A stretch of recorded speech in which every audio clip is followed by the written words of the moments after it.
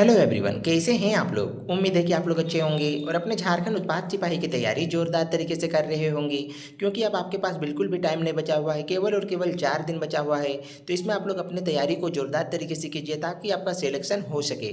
तो चलिए, आज आप लोगों के लिए मैं लेकर आया हूँ महामैराथन क्लास लेके आया हूँ कृतिका भाग 2 का संपूर्ण अध्याय, मतलब कि जितने भी कृतिका भाग 2 में चैप्टर है सभी को चैप्टर वाइज लेके आए हैं। जिसमें आपका अध्याय 1 से लेकर के 5 तक है, जो आपका पेपर 2 में पूछे जाएंगे। जैसा प्रश्न पूछे जाएंगे तो इससे बाहर आपका एक भी प्रश्न नहीं पूछे जाएंगे, ठीक है। तो इसको आप लोग अच्छे से कर लीजिए। एक बार में आपको समझ में नहीं आ रहा है तो दोबारा वीडियो को देखिए, सेव कर लीजिए। यदि आप इसका नोट्स चाहते हैं तो व्हाट्सअप में जाकर के आप इसको नोट्स को भी आप मतलब कि मांग सकते हैं, ठीक है, कि सर मुझे महामैराथन क्लास का नोट्स चाहिए। तो मिलेगा, लेकिन आप लोगों को मतलब कि बिना आंसर के साथ मिलेगा, ठीक है। क्योंकि वहाँ भी आप लोगों को प्रैक्टिस ही करना पड़ेगा। वीडियो भी देखिएगा, वहाँ से भी प्रैक्टिस होगा। उसके बाद यदि फिर आप लोग यदि मतलब कि आंसर के साथ यदि चाहते हैं तो उसके लिए फिर कुछ प्राइज रखी गई है, उसको फिर आपको पेमेंट करना होगा, ठीक है। तो चलिए, बिना टाइम को गवाए हुए शुरू करते हैं आज के अपना महामैराथन क्लास को। तो सबसे पहले है आपका चैप्टर 1। चैप्टर 1 में क्या है, तो चैप्टर 1 में क्या है आप लोग जल्दी से बताइए कि माता का आंचल, और उसके लेखक कौन है, तो शिव पूजन सहाय है, ठीक है। तो चलिए सबसे पहले शुरू करते हैं। बीच बीच में आप लोगों को क्वेश्चन भी पूछेंगे, उसका आंसर भी आप लोगों को देना होगा, ठीक है। तो सबसे पहला प्रश्न में कहा गया है कि माता के आंचल के लेखक कौन है। तो इसका सही आंसर क्या है, तो ऑप्शन नंबर बी यानी कि शिव पूजन सहाय, अभी बताए थे आप लोगों को। अगला प्रश्न है कि शिव पूजन सहाय का जन्म कब हुआ था। तो इसका सही आंसर क्या है, तो ऑप्शन नंबर ए यानी कि 9 अगस्त 1893 ईस्वी को। अगला प्रश्न है कि शिव पूजन सहाय का जन्म कहाँ हुआ था। तो इसका सही आंसर है आपका ऑप्शन नंबर सी यानी कि उनवास भोजपुर बिहार में। अगला प्रश्न है कि शिव पूजन सहाय ने अपनी प्रारंभिक शिक्षा कहाँ से प्राप्त किए थे। तो इसका सही आंसर है ऑप्शन नंबर डी यानी कि आरा बिहार से। अगला प्रश्न है कि शिव पूजन सहाय ने कहा कि अदालत में नकल नवीस की नौकरी किए थे। तो इसका सही आंसर आपका ऑप्शन नंबर ए यानी कि बनारस में नकल नवीस के नौकरी किए थे। अगला प्रश्न है कि शिव पूजन सहाय ने किस आंदोलन के दौरान सरकारी नौकरी से त्यागपत्र दे दिया था। तो इसका सही आंसर आपका ऑप्शन नंबर बी यानी कि असहयोग आंदोलन के दौरान। अगला प्रश्न है कि शिव पूजन सहाय ने निम्न में से किन पत्रिकाओं का संपादन किया था। तो इसका सही आंसर क्या है, तो ऑप्शन नंबर डी यानी कि उपरोक्त सभी। इससे पहले का यदि जो भी मैराथन क्लास लाया गया था हिंदी का गद्य खंड का और आपका काव्य खंड का क्षितिज भाग 2 का, ठीक है, जिसमें से आपको पूरा क्षितिज भाग 2 का 17 चैप्टर को खत्म किया गया था।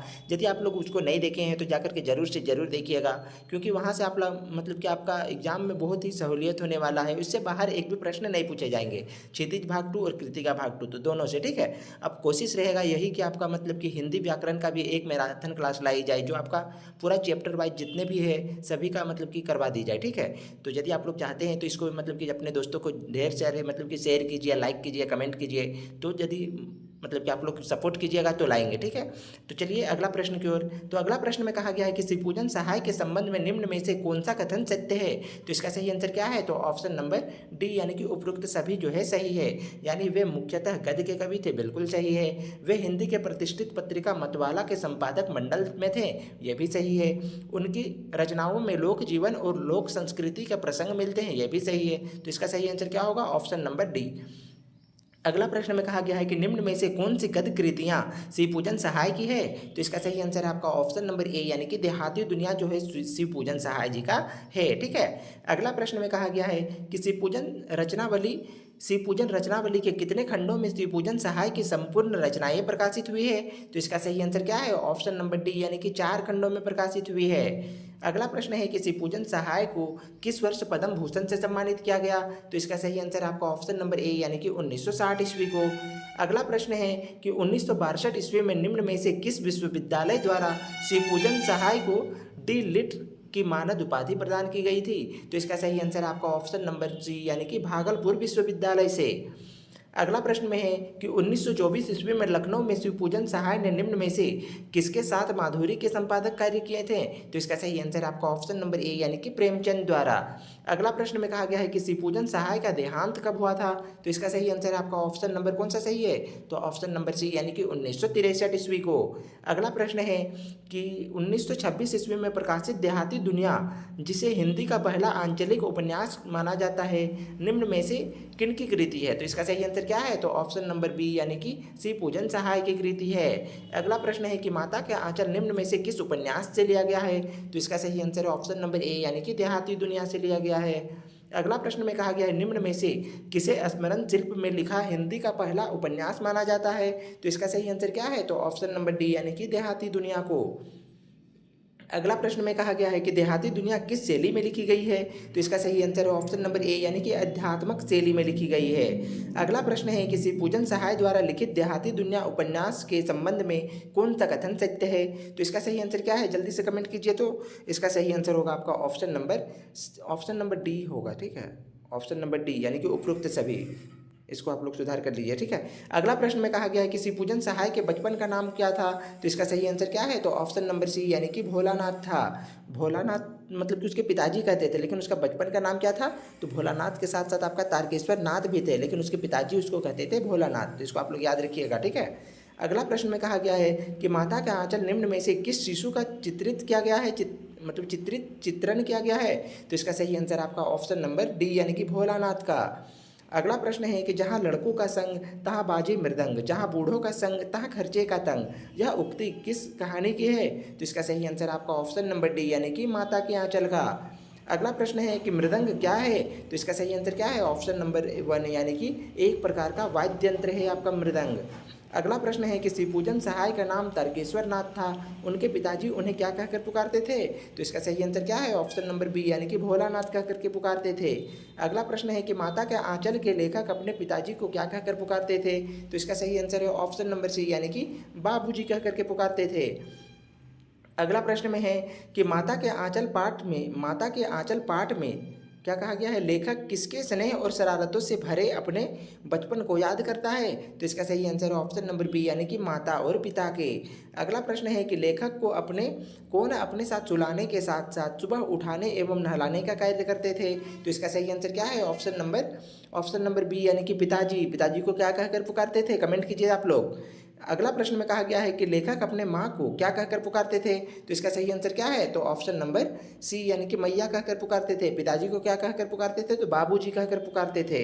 अगला प्रश्न है कि लेखक अपने पिताजी को किस चीज़ का तिलक लगाने का जिद करते थे? तो इसका सही आंसर आपका ऑप्शन नंबर डी यानी कि भभूत का लगाने का जिद करते थे। भभूत क्या होता है? तो यह आपका होता है जो धूप दिया जाता है, उसके बाद जो उसका राख बचता है उसी को कहा जाता है भभूत। ठीक है, अगला प्रश्न में कहा गया है कि लेखक के पिताजी उनके ललाट पर कैसा तिलक लगाते थे? तो इसका सही आंसर आपका ऑप्शन नंबर सी यानी कि त्रिपुंड तिलक लगाते थे। अगला प्रश्न में है कि भभूत का तिलक लगाने के पश्चात भोलानाथ क्या बन जाते थे? तो इसका सही आंसर आपका ऑप्शन नंबर बी यानी कि बम भोला बन जाते थे। अगला प्रश्न है कि माता के आंचल के लेखक के पिता जब रामायण का पाठ करते थे तो लेखक किसमें अपना मुंह निहारते थे? तो इसका सही आंसर आपका ऑप्शन नंबर डी यानी कि आईना में अपना मुंह निहारते थे। अगला प्रश्न है कि माता के आंचल पाठ के लेखक के पिताजी के संबंध में निम्न में से कौन सा कथन सत्य है? तो इसका सही आंसर आपका ऑप्शन नंबर डी यानी कि उपयुक्त सभी कथन सही है। यानी कि पूजा पाठ के समय पश्चात वह राम राम लिखते थे, बिल्कुल सही है। रामनामा बही में पर वह 1000 बार नाम लिखते थे, ये भी सही है। उसके बाद है आपका वह 500 बार कागज के टुकड़ों पर राम नाम लिखकर आटे की गोलियों बनाकर लपेट करके उसमें गंगा जी के मछलियों को खिलाते थे। इसका सही आंसर क्या है? ऑप्शन नंबर डी, सभी सही है। ठीक है, अगला प्रश्न में कहा गया है कि लेखक के पिताजी के गंगा जी जाने के समय लेखक कहाँ विराजमान रहते थे? तो इसका सही आंसर ऑप्शन नंबर ए यानी कि पिता के कंधे पर, यानी कि अपने बाबूजी के कंधे पर रहते थे। अगला प्रश्न है कि गंगा जी में मछलियों को चारा देकर लौटने के क्रम में लेखक के पिता कहाँ बैठाकर उन्हें झूला झुलाते थे? तो इसका सही आंसर आपका ऑप्शन नंबर सी यानी कि झुके हुए पेड़ के डालों पर झूला झुलाते थे। अगला प्रश्न है कि लेखक किससे कुश्ती लड़ते थे? तो इसका सही आंसर ऑप्शन नंबर वन यानी कि बाबूजी से साथ। अगला प्रश्न है कि कुश्ती लड़ने के दौरान भोलानाथ अपने पिता के साथ कौन कौन सा कार्य करते थे? तो इसका सही आंसर ऑप्शन नंबर डी यानी कि उपयुक्त सभी काम करते थे। छाती पर चढ़ जाते थे, उसके बाद मूछें उखाड़ने लगते थे, बाएं गाल पे खट्टा और दाएं गाल पे मिठा चुमा लेते थे। तो इस सभी काम करते थे। ठीक है, कब करते थे? तो कुश्ती लड़ने के समय। अगला प्रश्न में कहा गया है कि भोलानाथ के पिता फूल के कटोरे में क्या सान कर खिलाते थे, क्या सान कर खिलाते थे? तो दूध रोटी, भात दाल, गोरस भात या फिर सत्तू और गुड़। तो इसका सही आंसर क्या है? ऑप्शन नंबर सी यानी कि गोरस भात खिलाता था। गोरस मतलब दूध होता है, ठीक है। कहीं पे आप लोगों को दूध भात ही दिखा मिलेगा तो वहाँ आप लोग को दूध भात ही सही करना है, ठीक है। या फिर गोरस भात रहेगा तो ठीक है, नहीं तो दूध भात में आप लोग को सही करना है। अगला प्रश्न में कहा गया है कि किसने कहा बच्चों को भर मुंह कोर खिलाना चाहिए? तो इसका सही आंसर क्या है? ऑप्शन नंबर बी यानी कि मैया, उसकी माँ जो थी वह कहती थी कि मतलब कि बच्चे को जो खाना खिलाते हैं वह भर कोर खिलाना चाहिए, भर मुंह खिलाना चाहिए, ठीक है। अगला प्रश्न में कहा गया है कि माता के आंचल के पाठ में प्रयुक्त शब्द का अफर का क्या अर्थ है? तो अफर का शब्द क्या है? तो इसका सही आंसर ऑप्शन नंबर डी यानी कि भर पेट। अफर मतलब होता है भर पेट, ठीक है। अगला प्रश्न में कहा गया है कि ठोर का अर्थ क्या है? ठोर का क्या अर्थ है? तो इसका सही आंसर आपका ऑप्शन नंबर डी यानी कि बी और सी दोनों, यानी स्थान और अवसर दोनों होता है ठोर का अर्थ। अगला प्रश्न है कि महतारी शब्द का क्या अर्थ है? तो इसका सही आंसर आपका ऑप्शन नंबर सी यानी कि माता। अगला प्रश्न है कि उत्तान शब्द का अर्थ क्या है? तो इसका सही आंसर क्या है?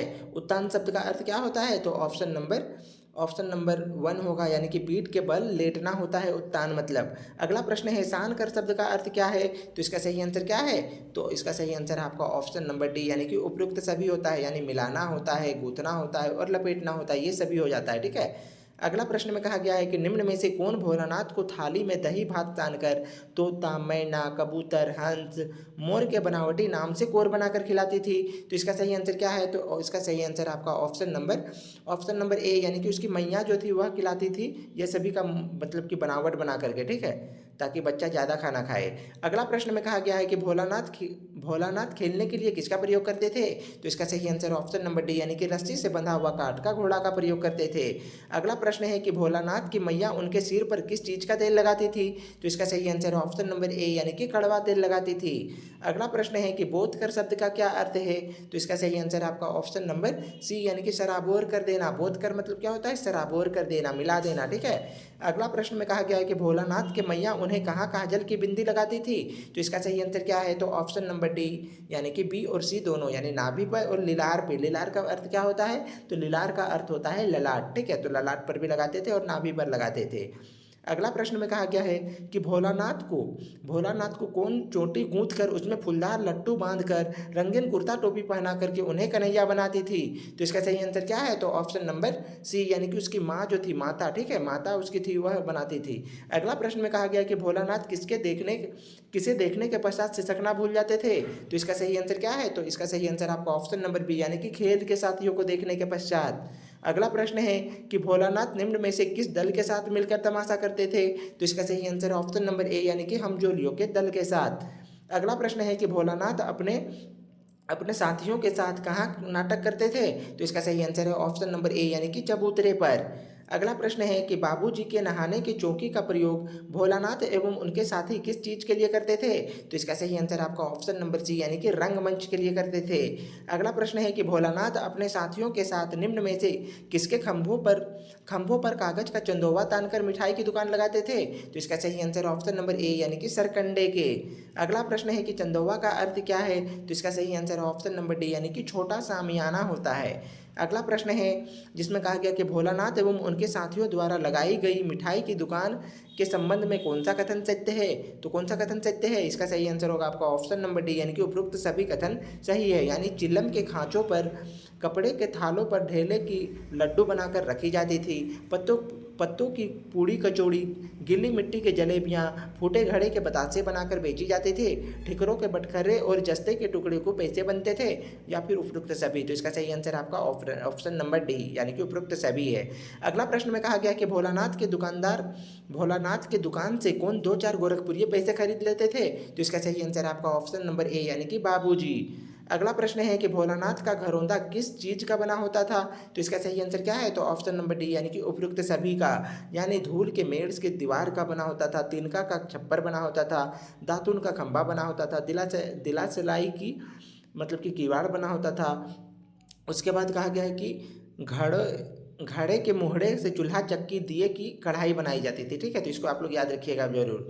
अगला प्रश्न में कहा गया है कि भोलानाथ अपने बाबूजी की पूजा वाली आचमनी का प्रयोग किस चीज़ के लिए करते थे? तो इसका सही आंसर क्या है? ऑप्शन नंबर सी यानी कि कलछी के लिए करते थे। अगला प्रश्न में है कि भोलानाथ एवं उनके साथी किस चीज़ के जीवनार तैयार करते थे? तो इसका सही आंसर क्या है? तो ऑप्शन नंबर डी यानी कि उपरोक्त सभी के, यानी बालू की चीनी बनाते थे, पानी के घी बनाते थे और धूल के पिसान बनाते थे। ठीक है, तो ये सभी सही सही है। अगला प्रश्न है कि जोनार का क्या अर्थ है? तो जोनार का अर्थ क्या होता है? तो ऑप्शन नंबर डी जो है यह सही है, यानी कि भोज और दावत होता है जोनार का अर्थ। ठीक है। अगला प्रश्न है कि जिमने का अर्थ क्या है? तो इसका सही आंसर आपको ऑप्शन नंबर ए यानी कि भोजन करना होता है जिमने का अर्थ। अगला प्रश्न है कि अमोले का अर्थ क्या है? तो इसका सही आंसर आपका ऑप्शन नंबर बी यानी कि आम का उगता हुआ पौधा। यदि आप लोगों को वीडियो अच्छी लग रही होगी तो कम से कम एक लाइक कर दीजिए और अपने दोस्तों को जरूर से जरूर शेयर कीजिए ताकि उसका भी कल्याण हो सके। ठीक है, आप लोग अब ये मत सोचिए कि कंपटीशन बढ़ जाएगा, आप लोग शेयर कीजिए ताकि मतलब कि आप लोगों के लिए और कुछ नया नया चीज़ ऐड करेंगे। ठीक है, यदि आप लोग शेयर देखिएगा नहीं, आप लोग शेयर ही नहीं कीजिएगा, आप लोग सपोर्ट ही नहीं कीजिएगा तो फिर मतलब कि और वीडियो बनाएंगे कैसे? नया नया बनाना चाहते हैं आप लोगों के लिए हिंदी व्याकरण का एक महामैराथन क्लास जिसमें आपका चैप्टर वाइज वो भी रहेंगे। ठीक है, यदि आप लोग सपोर्ट कीजिएगा, इसमें ज़्यादा से ज़्यादा शेयर कीजिएगा, लाइक कमेंट कीजिएगा तो मतलब कि आप लोगों के लिए हिंदी व्याकरण का भी एक महामैराथन क्लास लाई जाएगी जिसमें आपका संपूर्ण हिंदी व्याकरण को कवर किए जाएंगे। ठीक है, तो यदि चाहते हैं तो अपने दोस्तों को जरूर से जरूर शेयर कीजिए। ठीक है, तो चलिए अब आगे बढ़ते हैं। अगला प्रश्न में कहा गया है कि भोलानाथ एवं उनके साथियों द्वारा निकाले जाने वाले बारात के जुलूस के संबंध में कौन सा कथन सत्य है? तो इसका सही आंसर क्या है? ऑप्शन नंबर डी यानी कि उपयुक्त सभी कथन सही है। यानी अमोले को पीसकर शहनाई बजाई जाती थी घीस कर। ठीक है, उसके बाद कनस्तर का तंबूरा बनाया जाता था, उसके बाद टूटी चूहेदानी की पालकी बनाई जाती थी या फिर सभी। तो इसका सही आंसर क्या है? ऑप्शन नंबर डी यानी कि उपरोक्त सभी है। अगला प्रश्न है कि भोलानाथ एवं उनके साथियों द्वारा निकाले जाने वाले बारात में कौन समधी बनकर बकरे पर चढ़ता था? तो इसका सही आंसर आपका ऑप्शन नंबर डी यानी कि भोलानाथ। अगला प्रश्न है कि दुल्हन के लाने हेतु बनाई गई खटोली पर किस चीज़ का ओहार डाला जाता था? तो इसका सही आंसर है ऑप्शन नंबर ए यानी कि लाल ओहार डाली जाती थी। अगला प्रश्न है कि माता के आंचल में प्रयुक्त ओहार शब्द का अर्थ क्या है? तो इसका सही आंसर क्या है? तो इसका सही आंसर आपको ऑप्शन नंबर डी यानी कि पर्दे के लिए डाला हुआ कपड़ा। किसका पर्दा के लिए? तो इसका पालकी का। ठीक है, इसको आप लोग याद रखिएगा। अगला प्रश्न है कि ओहार उठाकर कौन दुल्हन का मुख देखते थे? तो इसका सही आंसर आपका ऑप्शन नंबर सी यानी कि उसके बाबूजी देखते थे। अगला प्रश्न है कि भोलानाथ एवं उनके साथियों द्वारा की जाने वाली खेती के संबंध में कौन सा कथन सत्य है? असत्य कहा गया। ठीक है, असत्य। देखिए सत्य असत्य में बहुत कंफ्यूजन होता है, जहाँ पे यदि आप लोग असत्य को नहीं पढ़िएगा, सत्य पढ़ के चलिएगा तो वहाँ फिर आपका गलत हो जाएगा। तो असत्य में जहाँ होगा वहाँ पे आपको थोड़ा जोर दे करके देखना होगा। तो इसका सही आंसर क्या हो जाएगा? तो इसका सही आंसर आपका ऑप्शन नंबर डी यानी कि घिरनी पेड़ पर गाड़ी जाती थी, क्योंकि वह मतलब कि उस टाइम देहाती दुनिया, जब नाम ही लिखा हुआ है इसका उपन्यास का, तो इसमें मतलब कि घिरनी कहाँ से प्रयोग होगा? तो इसमें घिरनी का प्रयोग नहीं होता था। ठीक है, तो इसको आप लोग याद रखिएगा, यह कथन असत्य है। अगला प्रश्न में कहा गया है कि ऊंच नीच में बई क्यारी जो उपजी सो भय हमारी, यह गीत भोलानाथ एवं उनके साथी कब गाते थे? तो इसका सही आंसर क्या है? तो इसका सही आंसर आपका ऑप्शन नंबर कौन सा होगा कि फसल काटते समय। ठीक है, फसल काटते समय गाते थे, ऊंच नीच में बई क्यारी जो उपजी सो भय हमारी। ठीक है। अगला प्रश्न में कहा गया है कि भोलानाथ एवं उनके साथी कहाँ के मेले में जाने वाले आदमियों के झुंड को देखकर यह वाक्य चिल्लाते थे, चलो भाइयों ददरी सातु पिसान की मोटरी। तो इसका सही आंसर क्या है? तो ऑप्शन नंबर सी यानी कि ददरी के मेले में। अगला प्रश्न में कहा गया है कि भोलानाथ किसे देखकर चिल्लाते थे, रहरी है रहरी पुराण रहरी, डोला की कन्या हमार मेहरी। तो किसको देखकर चिल्लाते थे? तो इसका सही आंसर आपका ऑप्शन नंबर बी यानी कि दुल्हे के आगे जाते हुए ओहारदार पालकी को देखकर चिल्लाते थे। क्या चिल्लाते थे? तो रहरी में रहरी पुराण रहरी, डोला के कन्या हमार मेहरी, यही चिल्लाते थे। ठीक है। अगला प्रश्न में कहा गया है कि रहरी शब्द का अर्थ क्या है? तो इसका सही आंसर क्या है? तो इसका सही आंसर आपका ऑप्शन नंबर डी यानी कि अरहर होता है। ठीक है। अगला प्रश्न है कि भोलानाथ एवं उनके साथियों को किसने खदेड़ कर ढेलों से मारा था? तो इसका सही आंसर ऑप्शन नंबर बी यानी कि बूढ़े वर ने। अगला प्रश्न है एक पैसा में लाई बाजार में छितराई, बरखा उधरे बिलाई, यह वाक्यांश भोलानाथ एवं उनके साथियों ने किस समय कहा था? तो इसका सही आंसर क्या है? तो इसका सही आंसर आपका ऑप्शन नंबर कौन सा सही होगा? जल्दी से कमेंट कीजिए इसका सही आंसर। तो आप लोग बताइए, आप लोग बोलेंगे कि एक भी प्रश्न नहीं पूछ रहे हैं, तो आप लोग कमेंट कीजिए इसको कि क्या होगा। तो इसका सही आंसर होगा आपका ऑप्शन नंबर सी यानी कि आंधी एवं बारिश के समय यह बोलते थे। कौन सा क्या बोलते थे? कि बाजार मतलब कि एक पैसा की लाई बाजार में छितराई, बरखा उधरे बिलाई, यह बोलते थे। ठीक है, तो इसको आप लोग याद रखिएगा, आंधी एवं बारिश के समय गाते थे।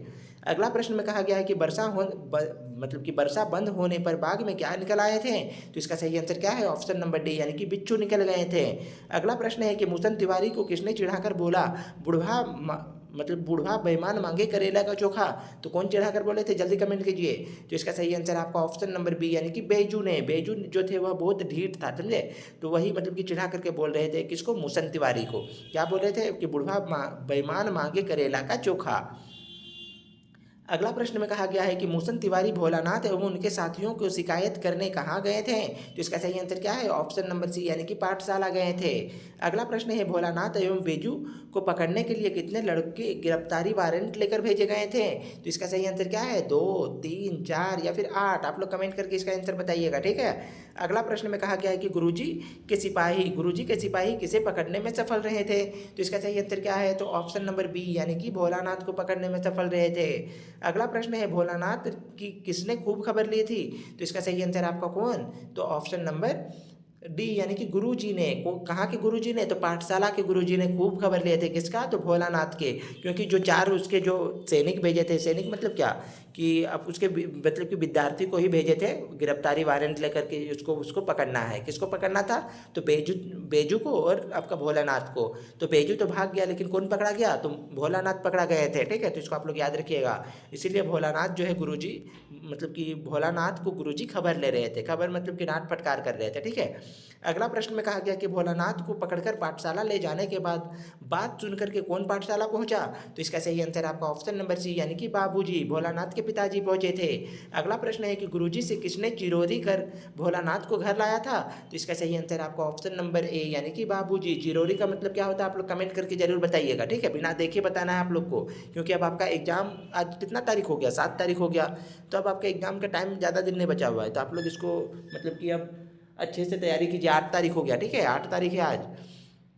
अगला प्रश्न में कहा गया है कि चिड़ियों का झुंड कहाँ चर रहे हैं? तो इसका सही आंसर क्या है? ऑप्शन नंबर कौन सा है? ए यानी कि मकई के खेत में चर रहे थे चिड़ियों का झुंड। अगला प्रश्न है कि राम जी का खेत खा लो चिरई भर भर पेट, या वाइफ के बच्चे किसे देखकर मतलब कि गा रहे थे? तो इसका सही आंसर क्या है? ऑप्शन नंबर ए यानी कि चिड़िया को देख करके गा रहे थे। अगला प्रश्न है कि भोलानाथ एवं उनके साथी निम्न में से किसके बिल में पानी उलीचते थे? पानी उलीचते थे मतलब कि पानी भरते थे, ठीक है। तो किसके बिल में? तो इसका सही आंसर आपका ऑप्शन नंबर बी यानी कि चूहा के बिल में। अगला प्रश्न है कि चूहे के बिल से क्या निकला था? तो इसका सही आंसर क्या है? जो क्या निकला था जिसे देखकर बच्चे भाग गए थे? तो इसका सही आंसर ऑप्शन नंबर सी, सांप निकले थे। अगला प्रश्न है कि सांप के डर से भागकर भोलानाथ किसकी गोद में शरण लिए थे? तो इसका सही आंसर आपका ऑप्शन नंबर डी यानी कि मैया के गोद में जाकर के शरण लिए थे। अगला प्रश्न है कि भोलानाथ किसके आंचल में छिप गए थे? तो इसका सही आंसर क्या है? तो ऑप्शन नंबर बी यानी कि मैया के गोद में जाकर के छिप जाते हैं, मतलब कि आंचल में जाकर के छिप गए थे, ठीक है। अगला प्रश्न में कहा गया है कि भोलानाथ के घाव पर मैया क्या लगाया था? तो इसका सही आंसर है ऑप्शन नंबर ए यानी कि हल्दी लगाई थी। अगला प्रश्न है कि ओसारे शब्द का अर्थ क्या है? तो इसका सही आंसर आपका ऑप्शन नंबर ए यानी कि बारामदा होता है, ठीक है। अगला प्रश्न है कि बच्चों द्वारा की गई कौन सी शरारत उन्हें महंगी पड़ी थी? तो इसका सही आंसर है ऑप्शन नंबर सी यानी कि चूहों के बिल में पानी उलीचना, यानी कि चूहों के बिल में पानी भर रहे थे। तो क्या निकला था चूहों के बिल से? तो सांप निकला था। सांप के डर से बच्चे कहाँ जाकर के छुप गए थे भोलानाथ? तो अपने माँ के आंचल में। इसलिए इस चैप्टर का नाम क्या रखा गया है? तो माचा का आंचल। इसका कहने का मतलब क्या है कि जब मतलब कि कठोर विपत्ति के समय आता है तो कोई भी अपने पिताजी से कितना भी प्रेम करे, स्नेह करे, लेकिन उस समय वह अपने माँ की छाया में ही जल जाते हैं, ठीक है। तो इसको आप लोग याद रखिएगा जरूर। अगला प्रश्न में कहा गया है कि लेखक को बचपन में अपने अध्यापक से खरी खरी क्यों सुननी पड़ी थी? तो इसका सही आंसर क्या है? तो ऑप्शन नंबर कौन सा सही होगा? जल्दी बताइए। तो ऑप्शन नंबर ए होगा, मूसन तिवारी को चिढ़ाने के कारण सुनने पड़े थे। अगला प्रश्न है भोलानाथ किसके डर से माँ के आंचल में आ दुबका था? तो इसका सही आंसर ऑप्शन नंबर ए यानी कि सांप के डर से। अगला प्रश्न है भोलानाथ को सर्वाधिक जुड़ाव किससे था? तो इसका सही आंसर क्या है? तो ऑप्शन नंबर ए यानी कि बाबूजी के साथ। सबसे ज़्यादा जुड़ाव था बाबूजी के साथ। लेकिन जब वह डर से मतलब कि सांप के डर से भाग करके आए थे किसके गोद में? तो पिताजी थे, लेकिन पिताजी के पास नहीं गए थे। अब क्यों नहीं गए थे? तो इसीलिए कि जब विपत्ति जब बड़ा हो जाता है तो उस समय अपने पिताजी को ना मतलब कि नज़रअंदाज करके अपने माँ के पास जाया जाता है, ताकि माँ की छाया जो होता है, माँ का आंचल जो होता है, उसमें महसूस कैसा किया जाता है? तो मतलब कि अच्छा, ठीक है, तो इसको आप लोग याद रखिएगा। अगला प्रश्न में कहा गया है कि विपदा के समय भोलानाथ किसका शरण लेता है, तो इसका सही आंसर ऑप्शन नंबर ए यानी कि माँ का शरण लेता है। अगला प्रश्न है भोलानाथ अपने साथियों को देखकर सिसकना क्यों भूल जाता है, तो इसका सही आंसर आपका कौन सा, तो ऑप्शन नंबर सी यानी कि खेल के रुचि के कारण, खेल में रुचि के कारण, ठीक है। अगला प्रश्न है कि माता का आंचल पाठ में माता पिता का बच्चे के प्रति कौन सा भाव अभिव्यक्त हुआ है, तो इसका सही आंसर ऑप्शन नंबर ए यानी कि वात्सल्य भाव। अगला प्रश्न है देहाती दुनिया उपन्यास में किस दशक की ग्राम्य संस्कृति का चित्रण है, तो इसका सही आंसर क्या है, तो इसका सही आंसर आपका ऑप्शन नंबर बी यानी कि 30, ठीक है। अगला प्रश्न है कि माता के आंचल पाठ के आधार पर निम्न में से कौन सा कथन सत्य है, तो इसका सही आंसर क्या है, तो ऑप्शन नंबर डी यानी कि उपरोक्त सभी कथन जो है सत्य है।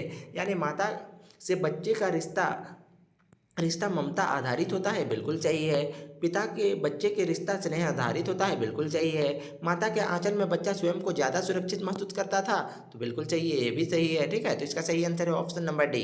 अगला प्रश्न में कहा गया है कि मृदंग कब बजती है, तो इसका सही आंसर आपका ऑप्शन नंबर बी यानी कि जब लड़कों का संग तब बाजे मृदंग, जब बूढ़ों का संग तब खर्चे का तंग, ठीक है, यही लाइन ना लिखा हुआ था।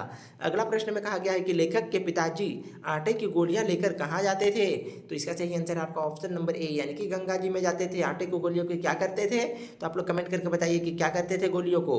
अगला प्रश्न में कहा गया है कि पिताजी आटे की गोलियां किसे खिलाते थे, तो इसका सही आंसर क्या है, तो ऑप्शन नंबर डी यानी कि मछलियों को खिलाते थे। अगला प्रश्न में कहा गया है कि लेखक के पिताजी भोलानाथ को क्या खिलाते थे, तो इसका सही आंसर क्या है, ऑप्शन नंबर बी यानी कि गोरस और भात यानी कि दूध और भात खिलाते थे। अगला प्रश्न है कि जब बच्चे खाकर अफर जाते थे तो माता क्या हट करती थी, तो इसका सही आंसर क्या है, तो ऑप्शन नंबर सी यानी कि थोड़ा और खिलाने का हट करती थी। हट मतलब क्या होता है, तो आप लोग कमेंट कीजिए जरूर से जरूर, ठीक है। तो हट करते थे मतलब हट का मतलब क्या होगा, आप लोग कमेंट करके बताइए कि हट का अर्थ क्या होगा। अगला प्रश्न में कहा गया है कि बच्चे झुंझलाकर क्या करने लग जाते थे, तो इसका सही आंसर आपका ऑप्शन नंबर सी यानी कि पिताजी के मूछें नोचने लगते थे। अगला प्रश्न है कि बच्चे रस्सी में बंधा हुआ काठ का घोड़ा लेकर कहाँ जाते थे, तो इसका सही आंसर ऑप्शन नंबर सी यानी कि बाहर गली में जाते थे। अगला प्रश्न है कि बच्चे हमजोलियों के साथ मिलकर क्या करने लगते जाते थे, तो इसका सही आंसर क्या है, ऑप्शन नंबर बी यानी कि तमाशा करने लग जाते थे। अगला प्रश्न है कि मिठाई की दुकान किसका चंदोबा तानकर बनाई जाती थी, तो इसका सही आंसर आपका ऑप्शन नंबर ए यानी कि सरकंडे का, सॉरी दोस्तों, इसका सही आंसर होगा आपका ऑप्शन नंबर सी यानी कि कागज का, ठीक है। इसका सही आंसर ऑप्शन नंबर सी हो जाएगा यानी कि कागज का। अगला प्रश्न में कहा गया है कि घरौंदा बनाने के लिए मतलब कि घरौंदा बनाने के लिए दीवार किससे बनाई जाती थी, तो इसका सही आंसर क्या है, दीवार किससे बनाई जाती थी, तो इसका सही आंसर ऑप्शन नंबर डी यानी कि धूल के मेड़ का। अगला प्रश्न में कहा गया है कि भोलानाथ और उसके साथी किस चीज का अपने घरौंदे को किवाड़ बनाते थे, तो इसका सही आंसर क्या होगा, तो इसका सही आंसर आपका ऑप्शन नंबर सी यानी कि तलाई के डिबियों का, ठीक है। ठिकरों का बटखरे का क्या बनाते थे, आप लोग कमेंट कीजिए। देखिए धूल का मेड़ तो दीवार बनाते थे, किवाड़ बनाते थे मतलब कि दरवाजा किस में बनाते थे, दिलाई सलाई की डिबिया से बनाते थे। उसके बाद ठिकरों के बटखरे से क्या बनाते थे, उसके बाद जस्ते के छोटे छोटे टुकड़ों को क्या बनाते थे, तो पैसा बनाते थे, ठीक है। तो आप लोग इसका कमेंट करके बताइए कि ठिकरों के बटखरे से क्या बनाते थे, आप लोग इसको कमेंट जरूर कीजिएगा। अगला प्रश्न में कहा गया है कि इकट्ठा होते ही बच्चे की क्या राय जमती थी, तो इसका सही आंसर ऑप्शन नंबर बी यानी कि खेती करने की। अगला प्रश्न में कहा गया है कि बटोही कुछ देर ठिठक कर क्या करने लग जाते थे, तो इसका सही आंसर आपका ऑप्शन नंबर ए यानी कि बच्चों के तमाशा देखने लगते थे। अगला प्रश्न है कि आंधी के कुछ दूर निकल जाने पर बच्चे क्या करते थे, तो इसका सही आंसर ऑप्शन नंबर डी यानी कि बाग की ओर दौड़ पड़ते थे। अगला प्रश्न है कि लेखक के साथियों में सबसे ढीठ कौन था, तो इसका आंसर भी ऑप्शन ऊपर में ही बता दिए हैं, तो इसका आंसर आप लोग कमेंट कीजिए कि इसका सही आंसर क्या होगा, बेजू होगा, भोलानाथ होगा, मूसन होगा या फिर गणेश होगा, तो आप लोग कमेंट करके बताइएगा। अगला प्रश्न में कहा गया है कि बुढ़वा बेईमान मांगे करेले का चोखा कहकर बच्चों ने किसको चिढ़ाया था, तो किसको चिढ़ाया था, तो इसका सही आंसर आपका ऑप्शन नंबर डी यानी कि मूसन तिवारी को चिढ़ाए थे। अगला प्रश्न है भोलानाथ और उनके साथी बेजू को पकड़ने मूसन तिवारी कहाँ पहुंचे थे, तो इसका सही आंसर क्या है, ऑप्शन नंबर ए यानी कि पाठशाला पहुंच गए थे। अब यहाँ से आपका अगला चैप्टर शुरू हो रहा है। कौन सा चैप्टर है, जॉर्ज पंचम के नाक, ठीक है। जॉर्ज पंचम के नाक के लेखक कौन है, तो जल्दी बताइए, तो कमलेश्वर जी है। तो चलिए सबसे पहला प्रश्न को शुरू करते हैं चैप्टर 2 का। सबसे पहला प्रश्न में कहा गया है कि जॉर्ज पंचम का नाक के लेखक कौन है, तो इसका सही आंसर आपका ऑप्शन नंबर ए यानी कि कमलेश्वर। अगला प्रश्न है कि कमलेश्वर का जन्म कब एवं कहाँ हुआ था? तो इसका सही आंसर क्या है? ऑप्शन नंबर सी, यानी कि 6 जनवरी 1932 ईस्वी को मैनीपुरी उत्तर प्रदेश में हुआ था। अगला प्रश्न है कि कमलेश्वर का पूरा नाम क्या था? तो इसका सही आंसर ऑप्शन नंबर बी, यानी कि कमलेश्वर प्रसाद सक्सेना। अगला प्रश्न है कि कमलेश्वर ने किस विश्वविद्यालय से एमए की डिग्री हासिल किए थे? तो इसका सही आंसर क्या होगा? एमए की डिग्री हासिल कहाँ से किए थे? तो इसका सही आंसर आपका ऑप्शन नंबर सी, यानी कि इलाहाबाद विश्वविद्यालय से। ठीक है, इसको आप लोग याद जरूर रखिएगा। अगला प्रश्न में कहा गया है कि कमलेश्वर ने निम्न में से किन पत्र पत्रिकाओं का संपादन किया था? तो इसका सही आंसर क्या है? तो ऑप्शन नंबर डी, यानी कि उपरोक्त सभी का, सारिका, दैनिक जागरण, दैनिक भास्कर, ये सभी का किया था। ठीक है। अगला प्रश्न में कहा गया है कि निम्न में से कौन सी कहानी संग्रह कमलेश्वर की है? तो इसका सही आंसर आपका ऑप्शन नंबर डी, यानी कि उपयुक्त सभी। अब आप लोगों को इस प्रकार से मतलब कि इसको घुमा करके किस प्रकार से पूछी जाएगी? तो इस प्रकार से पूछी जाएगी कि इनमें से कौन सी मतलब कि कहानी संग्रह है। यहाँ जो पूछा है वही है, लेकिन एक ऑप्शन आपका चेंज रहेगा। तो आप लोग उसको मतलब कि नहीं यदि कर दीजिएगा तो आपका वही हो जाएगा जो वह, लेकिन आपको जानना तो पड़ेगा ना कि कौन सा कहानी संग्रह है, कौन सा उपन्यास है, कौन सा आपका यात्रा वृतांत है, ये सारा चीज़ आपको जानना होगा। तो सर कहानी संग्रह कौन कौन से थे? तो उपरोक्त सभी, यानी कि राजा निर्बंसिया एवं खोई हुई दिशाएं, 16 छतों वाला घर और जिंदा मुर्दे, ये सभी थे। ठीक है। अगला प्रश्न में कहा गया है कि निम्न में से कौन सा उपन्यास कमलेश्वर द्वारा लिखित है? तो इसका सही आंसर क्या है? तो इसका सही आंसर आपका ऑप्शन नंबर डी, यानी कि उपरोक्त सभी। लिखित सिर्फ कहा गया है, उपन्यास है। ठीक है, उपन्यास लिखे थे, उपन्यास आप लोग याद रखिएगा कौन कौन सा है। तो वही बात एवं आगामी अतीत, डाक बंगला और काली आंधी, ये सभी उसका क्या था? तो उपन्यास। किसका? तो कमलेश्वर का। अगला प्रश्न में है कि कितने पाकिस्तान किनका उपन्यास है? देखिए इस प्रकार से प्रश्न पूछी जाएगी कि आपको पूछी जाएगी कि कितनी पाकिस्तान किसका उपन्यास है। तो आप लोग यदि पढ़े रहिएगा तो बता सकते हैं कि आपका ऑप्शन नंबर सी हो जाएगा, कमलेश्वर का। नहीं पढ़े रहिएगा तो चुपचाप रहिएगा, देखिएगा, इसको स्किप कर दीजिएगा और क्या कर सकते हैं। अगला प्रश्न में कहा गया है कि कमलेश्वर को किस वर्ष साहित्य अकादमी पुरस्कार से सम्मानित किया गया था? तो इसका सही आंसर आपका ऑप्शन नंबर सी, यानी कि 2003 ईस्वी को। अगला प्रश्न है कि कमलेश्वर को किस वर्ष पद्म भूषण से सम्मानित किया गया था? तो इसका सही आंसर क्या होगा? तो इसका सही आंसर आपका ऑप्शन नंबर बी, यानी कि 2005 ईस्वी को। अगला प्रश्न है कि कमलेश्वर ने दूरदर्शन में किस पद पर कार्य किया था? तो इसका सही आंसर क्या है? तो ऑप्शन नंबर डी, यानी कि अतिरिक्त महानिदेशक के पद पर कार्य किए थे। अगला प्रश्न है कि कमलेश्वर किस विधा के लेखक थे? तो इसका सही आंसर क्या है? तो ऑप्शन नंबर डी, यानी कि उपरोक्त सभी। कहानी के थे, उपन्यास के थे, पत्रकारिता थे, स्तंभ लेखन और फिल्म पटकथा भी लिखे थे। ठीक है, तो यह आपका सही आंसर इसका हो जाएगा ऑप्शन नंबर डी, यानी कि उपरोक्त सभी। इसमें से मतलब कि कमलेश्वर वाला जो चैप्टर है ना, इसी में सबसे ज़्यादा कन्फ्यूजन होता है, तो इसको आप लोग थोड़ा अच्छा से पढ़िएगा। ठीक है। अब आप लोगों के यहाँ तो पूछा जाएगा कि पत्रकारिता कौन है, तो आप पूरा चैप्टर में आप सोचिएगा कि पत्रिका किसमें है, तो पत्रिका केवल यही थे, तो इसको भी आप लोग याद रखिएगा। अगला प्रश्न में कहा गया है कि नई कहानी साहित्य आंदोलन के अगवा कौन थे? तो इसका सही आंसर क्या है? तो ऑप्शन नंबर ए, कमलेश्वर थे। देखिए अभी बहुत नया नया वर्ड आपको देखने को मिलेंगे। ठीक है। अगला प्रश्न में है कि कमलेश्वर ने रचनाओं में निम्न में से किसका मार्मिक और संवेदनशील चित्रण मिलता है? तो किसमें मिलता है? तो इसका सही आंसर क्या होगा? जल्दी से आप लोग कमेंट कीजिए, इसका सही आंसर क्या होगा? तो इसका सही आंसर क्या है? तो ऑप्शन नंबर आपका क्या है? जल्दी से कमेंट कीजिए। तो इसका सही आंसर क्या होगा? तो इसका सही आंसर आपका ऑप्शन नंबर ए, यानी कि तेजी से बदलते समाज। ठीक है, भ्रष्टाचार थोड़ी है, तेजी से बदलते समाज था। अगला प्रश्न में कहा गया है कि कमलेश्वर ने अपनी रचनाओं में आज की देश मतलब कि देश नहीं होगा, ठीक है, आज की अकेले हो जाने की व्यथा को बखूबी समझा और व्यक्त में देश में मनुष्य क्या है? तो इसमें क्या होगा? यहाँ पे आपका देश है, ये देश नहीं है। ठीक है, इसको आप लोग कर दीजिए। तो इसका सही आंसर क्या है? ऑप्शन नंबर बी, यानी कि महानगरीय सभ्यता। ठीक है, तो इसको आप लोग सही कर लीजिए, महानगरीय सभ्यता होगा। अगला प्रश्न में कहा गया है कि निम्न में से किस तिथि को दिल का दौरा पड़ने से कमलेश्वर का निधन हो गया था? तो इसका सही आंसर क्या है? तो इसका सही आंसर आपका ऑप्शन नंबर सी, यानी कि 27 जनवरी 2007 ईस्वी को। एकमात्र यह है कि 2007 में इसका मृत्यु हुआ था। ठीक है, और जो मतलब कि पुस्तक में भी लिखी गई है कि 2007 था, 26 जनवरी था। तो 2000 वाला में तो आप लोग तो सीधा मार लीजिएगा, इसको सही कर लीजिएगा कि 2007 में एक ही का हुआ है। किसका हुआ है? तो कमलेश्वर का मृत्यु हुआ है। तो ठीक है, आप लोग इसको भी याद रखिएगा।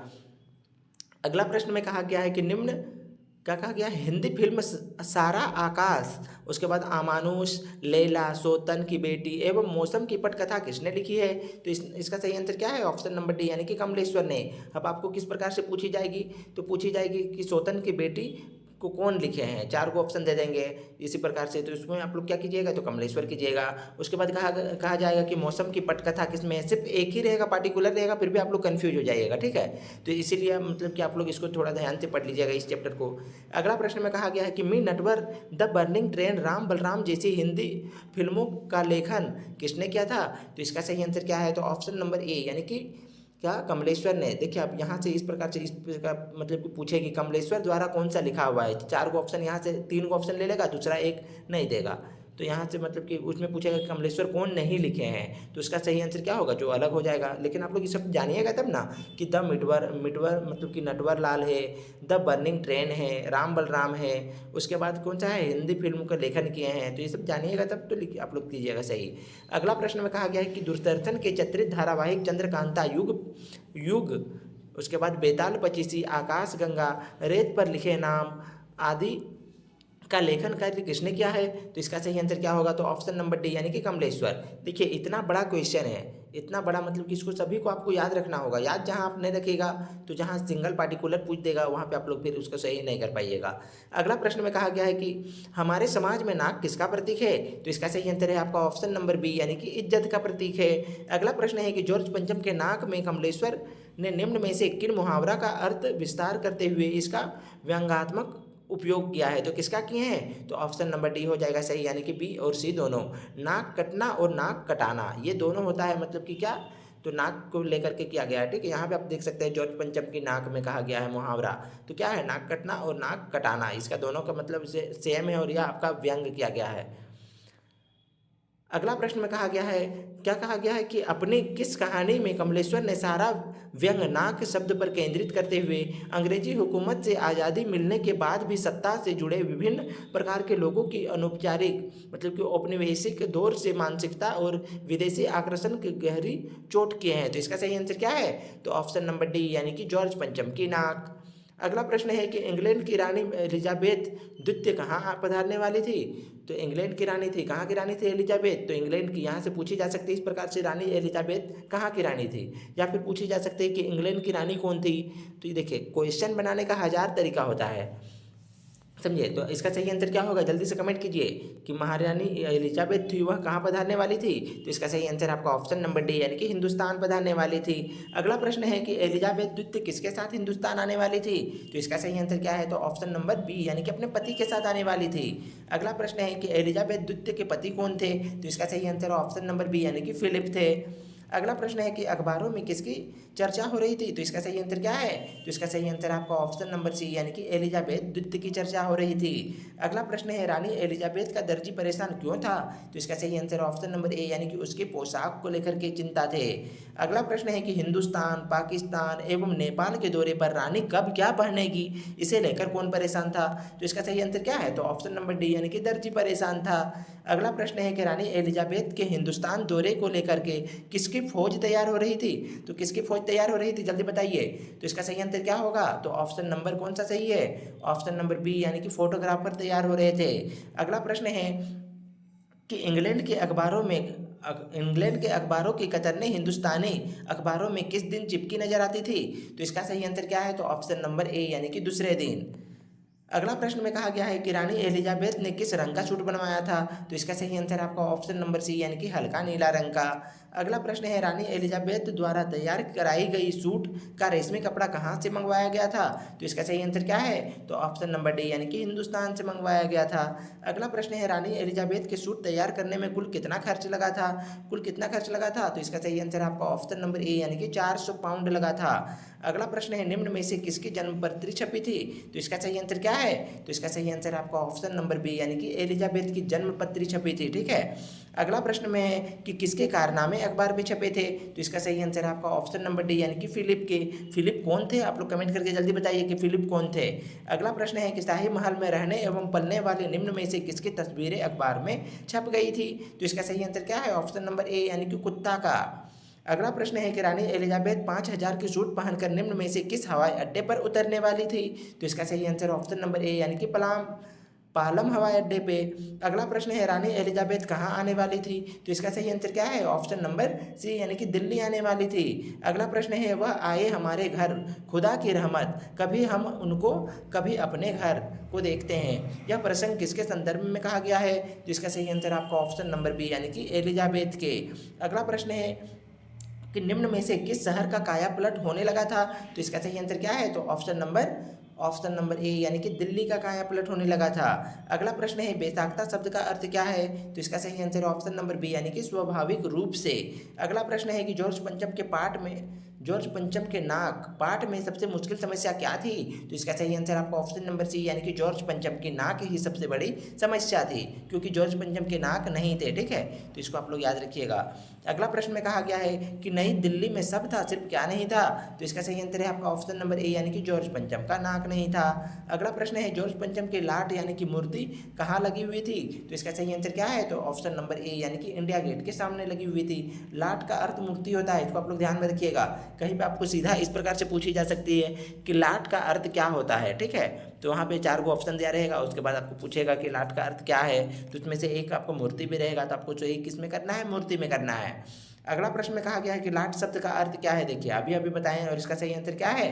तो ऑप्शन नंबर डी होगा यानी कि खंभा और मूर्ति। अब खंभा और मूर्ति क्यों होगा? सिर्फ मूर्ति अभी बताए थे, लेकिन खंभा भी होगा, क्योंकि खंभा और मूर्ति दोनों मतलब कि एक ही जगह पे पड़े रहते हैं। ठीक है, तो इसको आप लोग याद रखिएगा, खंभा हो या फिर आप मूर्ति हो, दोनों को आप लोग मतलब कि पढ़ा ही रहता है। अगला प्रश्न में है कि खेर खवाहो शब्द का क्या अर्थ है? तो इसका सही आंसर क्या है? तो ऑप्शन नंबर बी यानी कि भलाई चाहने वाले होते हैं खेर खवाहो का अर्थ। अगला प्रश्न है कि किसकी मीटिंग बुलाई गई थी? तो इसका सही आंसर आपका ऑप्शन नंबर ए यानी कि खेर खवाहों की। खेर खवाहों मतलब क्या होता है? तो भलाई चाहने वाले। अगला प्रश्न है कि फौरन दिल्ली हाजिर होने के लिए किसे हुक्म दिया गया था? तो इसका सही आंसर क्या है? ऑप्शन नंबर डी यानी कि मूर्तिकार को। अगला प्रश्न है मूर्तिकार क्या था? तो इसका सही आंसर आपका ऑप्शन नंबर बी यानी कि एक कलाकार था। अगला प्रश्न है कि हुक्का कमों की स्थिति देखकर किसकी आंखों से आंसू आ गए थे? तो इसका सही आंसर क्या है? ऑप्शन नंबर सी यानी कि मूर्तिकार की आंखों से आंसू आ गए थे। अगला प्रश्न है कि मूर्तिकार से किसकी नाक लगाने की बात कही गई थी? तो इसका सही आंसर है ऑप्शन नंबर बी यानी कि जॉर्ज पंचम के। अगला प्रश्न है कि नाक लग जाएगी, पर मुझे यह मालूम होना चाहिए कि यह लाट यानी कि मूर्ति कब और कहाँ से बनी थी। यह लाट यानी कि मूर्ति के लिए पत्थर कहाँ से लाई गई थी? यह कथन किसका है? तो इसका सही आंसर आपका ऑप्शन नंबर डी यानी कि मूर्तिकार का। मूर्तिकार कहते हैं कि नाक तो लग जाएगी, लेकिन यह मुझे मालूम होना चाहिए कि मूर्ति जो है वह कब बनी थी और मतलब कि कहाँ बनी थी और उसके लिए पत्थर कहाँ से लाया गया था। तो इतना पता रहेगा तो हम मतलब कि नाक लगा सकते हैं। यही कहे थे। अगला प्रश्न में कहा गया है कि निम्न में से किसके पेट चीरे गए थे? तो इसका सही आंसर ऑप्शन नंबर ए यानी कि पुरातत्व विभाग के फाइलों के। अगला प्रश्न है कि किसने कहा सर मेरी खफा माफ हो, मेरी खता माफ हो, फाइलें सब कुछ हजम कर चुकी है? तो इसका सही answer option number A clerk ने कहे थे। अगला प्रश्न है कि जॉर्ज पंचम की मूर्ति में प्रयुक्त पत्थर की खोज के लिए कौन हिंदुस्तान के पहाड़ी प्रदेशों और खानों का दौरा मतलब कि दौरे पर निकल पड़ा था? तो इसका सही आंसर ऑप्शन नंबर सी यानी कि मूर्तिकार। अगला प्रश्न में कहा गया है कि क्या मूर्तिकार को जॉर्ज पंचम की मूर्ति का प्रयुक्त पत्थर हिंदुस्तान में मिला? तो इसका सही आंसर क्या है? तो इसका सही आंसर ऑप्शन नंबर बी यानी कि बिल्कुल नहीं मिला था। अगला प्रश्न में कहा गया है कि जॉर्ज पंचम की मूर्ति में प्रयुक्त पत्थर थी तो कहाँ की थी? तो ऑप्शन नंबर ए यानी कि विदेशी मूर्ति था, तो कहाँ से मिलेगा? इंडिया में। अगला प्रश्न में कहा गया है कि देश में अपने नेताओं की मूर्तियाँ भी है, अगर इजाज़त हो और आप लोग ठीक समझे, मेरा मतलब है तो जिसे नाक इस लाट पर यानी कि मूर्ति पर ठीक बैठे उसे उतार लाया जाए। यह कथन किसका था? तो इसका सही आंसर क्या है? तो ऑप्शन नंबर ए यानी कि मूर्तिकार ने कहे थे, यही कहे थे। अगला प्रश्न में कहा गया है कि मूर्तिकार के पास निम्न में से किसकी खोई हुई नाक का नाप था? तो इसका सही आंसर आपका ऑप्शन नंबर कौन सा सही है? ऑप्शन नंबर डी यानी कि जॉर्ज पंचम का। अगला प्रश्न है कि मूर्तिकार भारतीय नेताओं के नाक की नाप हेतु विभिन्न शहरों में गए थे, उसका सही क्रम क्या है? तो इसका सही आंसर आपका ऑप्शन नंबर डी यानी कि उपरोक्त सभी सही है। यानी कि दिल्ली से बम्बई गए थे और बम्बई से गुजरात गए थे, गुजरात से बंगाल गए थे, बंगाल से बिहार गए थे और बिहार से उत्तर प्रदेश गए थे, उत्तर प्रदेश से मद्रास गए थे। ये सभी कथन सही है। ठीक है, अगला प्रश्न में कहा गया है कि मूर्तिकार द्वारा भारतीय नेताओं के नाक की नाप हेतु भारत शहरों के दिए गए दौरे के संबंध में कौन सा कथन सत्य है? तो इसका सही आंसर क्या है? तो ऑप्शन नंबर डी यानी कि उपरोक्त उपरोक्त सभी सही है। यानी बम्बई में उसने दादा भाई नौरोजी, गोखले, तिलक, शिवाजी, उसके बाद काशी वजी, जहांगीर की मूर्तियों को टटोली और नापी थे। उसके बाद गुजरात में उसने गांधी जी, सरदार पटेल, विट्ठल भाई पटेल, महादेव देसाई की मूर्तियों का मुआयना किए थे। बंगाल में उसने रविंद्रनाथ टैगोर, सुभाष चंद्र बोस, राजा राम मोहन राय की मूर्तियों का मुआयना किए थे। इसीलिए इसका सही आंसर क्या होगा? ऑप्शन नंबर डी हो जाएगा, सभी सही। अगला प्रश्न में कहा गया है कि मूर्तिकार ने उत्तर प्रदेश के निम्न में से किनकी मूर्तियों का मुआयना किए थे? उत्तर प्रदेश में कहा गया है, तो इसका सही आंसर क्या है? ऑप्शन नंबर डी यानी कि उपरोक्त सभी। चंद्रशेखर आजाद, बिस्मिल का, मोतीलाल नेहरू का, उसके बाद मदन मोहन मालवीय का, ये सभी का किया था। ठीक है। अगला प्रश्न में कहा गया कि पंजाब में मूर्तिकार निम्न में से किसकी लाटों का मुआयना किए थे? तो इसका सही आंसर है आपका ऑप्शन नंबर डी यानी कि केवल बी और सी दोनों, यानी कि भगत सिंह और लाला लाजपत राय थे। सुभाष चंद्र बोस पंजाब में किए गए थे, नहीं किए गए थे। ठीक है। अगला प्रश्न में कहा गया है कि भारतीय नेताओं की मूर्तियों के मुआयने के पश्चात मूर्तिकार अंत में कहाँ पहुंचा था? तो इसका सही आंसर क्या है? तो ऑप्शन नंबर बी यानी कि दिल्ली पहुंचे थे। अगला प्रश्न है कि 1942 में शहीद बच्चों की मूर्तियां कहाँ लगी थी? तो इसका सही आंसर ऑप्शन नंबर ए यानी कि बिहार सेक्रेटेरिएट के सामने लगी हुई थी। अगला प्रश्न है कि मूर्तिकार ने जितनी मूर्तियों के नाप लिया उनकी नाक जॉर्ज पंचम के नाक से क्या थी? तो ऑप्शन नंबर ए यानी कि सभी बड़ी थी। अगला प्रश्न में कहा गया है कि जॉर्ज पंचम की मूर्ति में नाक लगाने के लिए मूर्तिकार निम्न में से कौन सा अंतिम उपाय सुझाया था? तो इसका सही आंसर आपको ऑप्शन नंबर कौन सा सही होगा? ऑप्शन नंबर सी यानी कि 40 करोड़ भारतीय में से कोई एक जिंदा नाक काट करके लगाने का अंतिम उपाय सुझाए थे। अगला प्रश्न है कि पाठ में प्रयुक्त शब्द अचकचाया का अर्थ क्या है? अचकचाया का अर्थ क्या है? जल्दी से कमेंट कीजिए। तो इसका सही आंसर आपका ऑप्शन नंबर डी यानी कि बी और सी दोनों, यानी कि चौक उठना और भौचक हो जाना। ठीक है, यानी कि अचकचाया। अगला प्रश्न है कि जॉर्ज पंचम की मूर्ति में मूर्तिकार ने कौन सी नाक लगाया था? तो इसका सही आंसर क्या है? तो ऑप्शन नंबर सी यानी कि जिंदा नाक लगाए थे। अगला प्रश्न है कि अखबारों में जॉर्ज पंचम की कैसी नाक लगाने की खबर छपी थी? तो इसका सही आंसर क्या है? तो ऑप्शन नंबर डी यानी कि जिंदा नाक लगाने की। अगला प्रश्न में कहा गया है कि किस खबर के दिन अखबार चुप थे? तो इसका सही आंसर क्या है? तो ऑप्शन नंबर ए यानी कि जॉर्ज पंचम के नाक लगने वाली खबर के दिन। अब आप लोग बताइए कमेंट करके कि जॉर्ज पंचम बोल रहे हैं तो ये आपका कमलेश्वर जो है वह उसका जन्म कब हुआ था और कहाँ हुआ था? आप लोग बिना देखे कमेंट करके बताइए। ठीक है, आप लोग पढ़े होंगे तो याद तो होगा ही, तो आप लोग जल्दी बताइए। चलिए कहाँ है वो बता दे रहे हैं कि मैनीपुर में है। ठीक है, मैनीपुर गांव में है। कब जन्म हुआ था इसको आप लोग कमेंट करके बताइए। चलिए अब यहाँ से आपका शुरू होता है अगला चैप्टर जिसका नाम है, कौन सा चैप्टर है? साना साना हाथ जोड़िए। उसकी लेखिका कौन है? तो मधु कांकरिया है। ठीक है, तो इसको आप लोग याद रखिएगा। तो अब चलिए इसका सबसे पहले क्वेश्चन करते हैं चैप्टर नंबर 3 का। तो सबसे पहला प्रश्न में कहा गया कि साना साना हाथ जोड़ी के लेखक कौन है? तो इसका सही आंसर क्या है? इस प्रकार से कंफ्यूजन करने के लिए मतलब कि इस प्रकार से देता है कि लेखक कौन है। ठीक है, लेखक आप लोग सोचिएगा कि वहाँ तो लेखिका पढ़े थे लेकिन लेखक कैसे होगा? तो यहाँ पे आपको मतलब कि इसको कंफ्यूज करने के लिए इस प्रकार दिया जाता है, सभी लेखक को दिया जाएगा। ठीक है, क्योंकि यहाँ पे सभी जो है लेखक है, एक केवल लेखिका है, तो इसीलिए यहाँ पे लेखिका नहीं दिया गया है, देख सकते हैं। तो इसका सही आंसर क्या होगा? तो ऑप्शन नंबर ए यानी कि मधु कांकरिया जो है आपका साना साना हाथ जोड़ी के लेखिका है। अगला प्रश्न में है कि मधु कांकरिया का जन्म कब हुआ था? तो इसका सही आंसर क्या है? ऑप्शन नंबर सी यानी कि 1957 ईस्वी में। अगला प्रश्न है मधु कांकरिया का जन्म कहाँ हुआ था?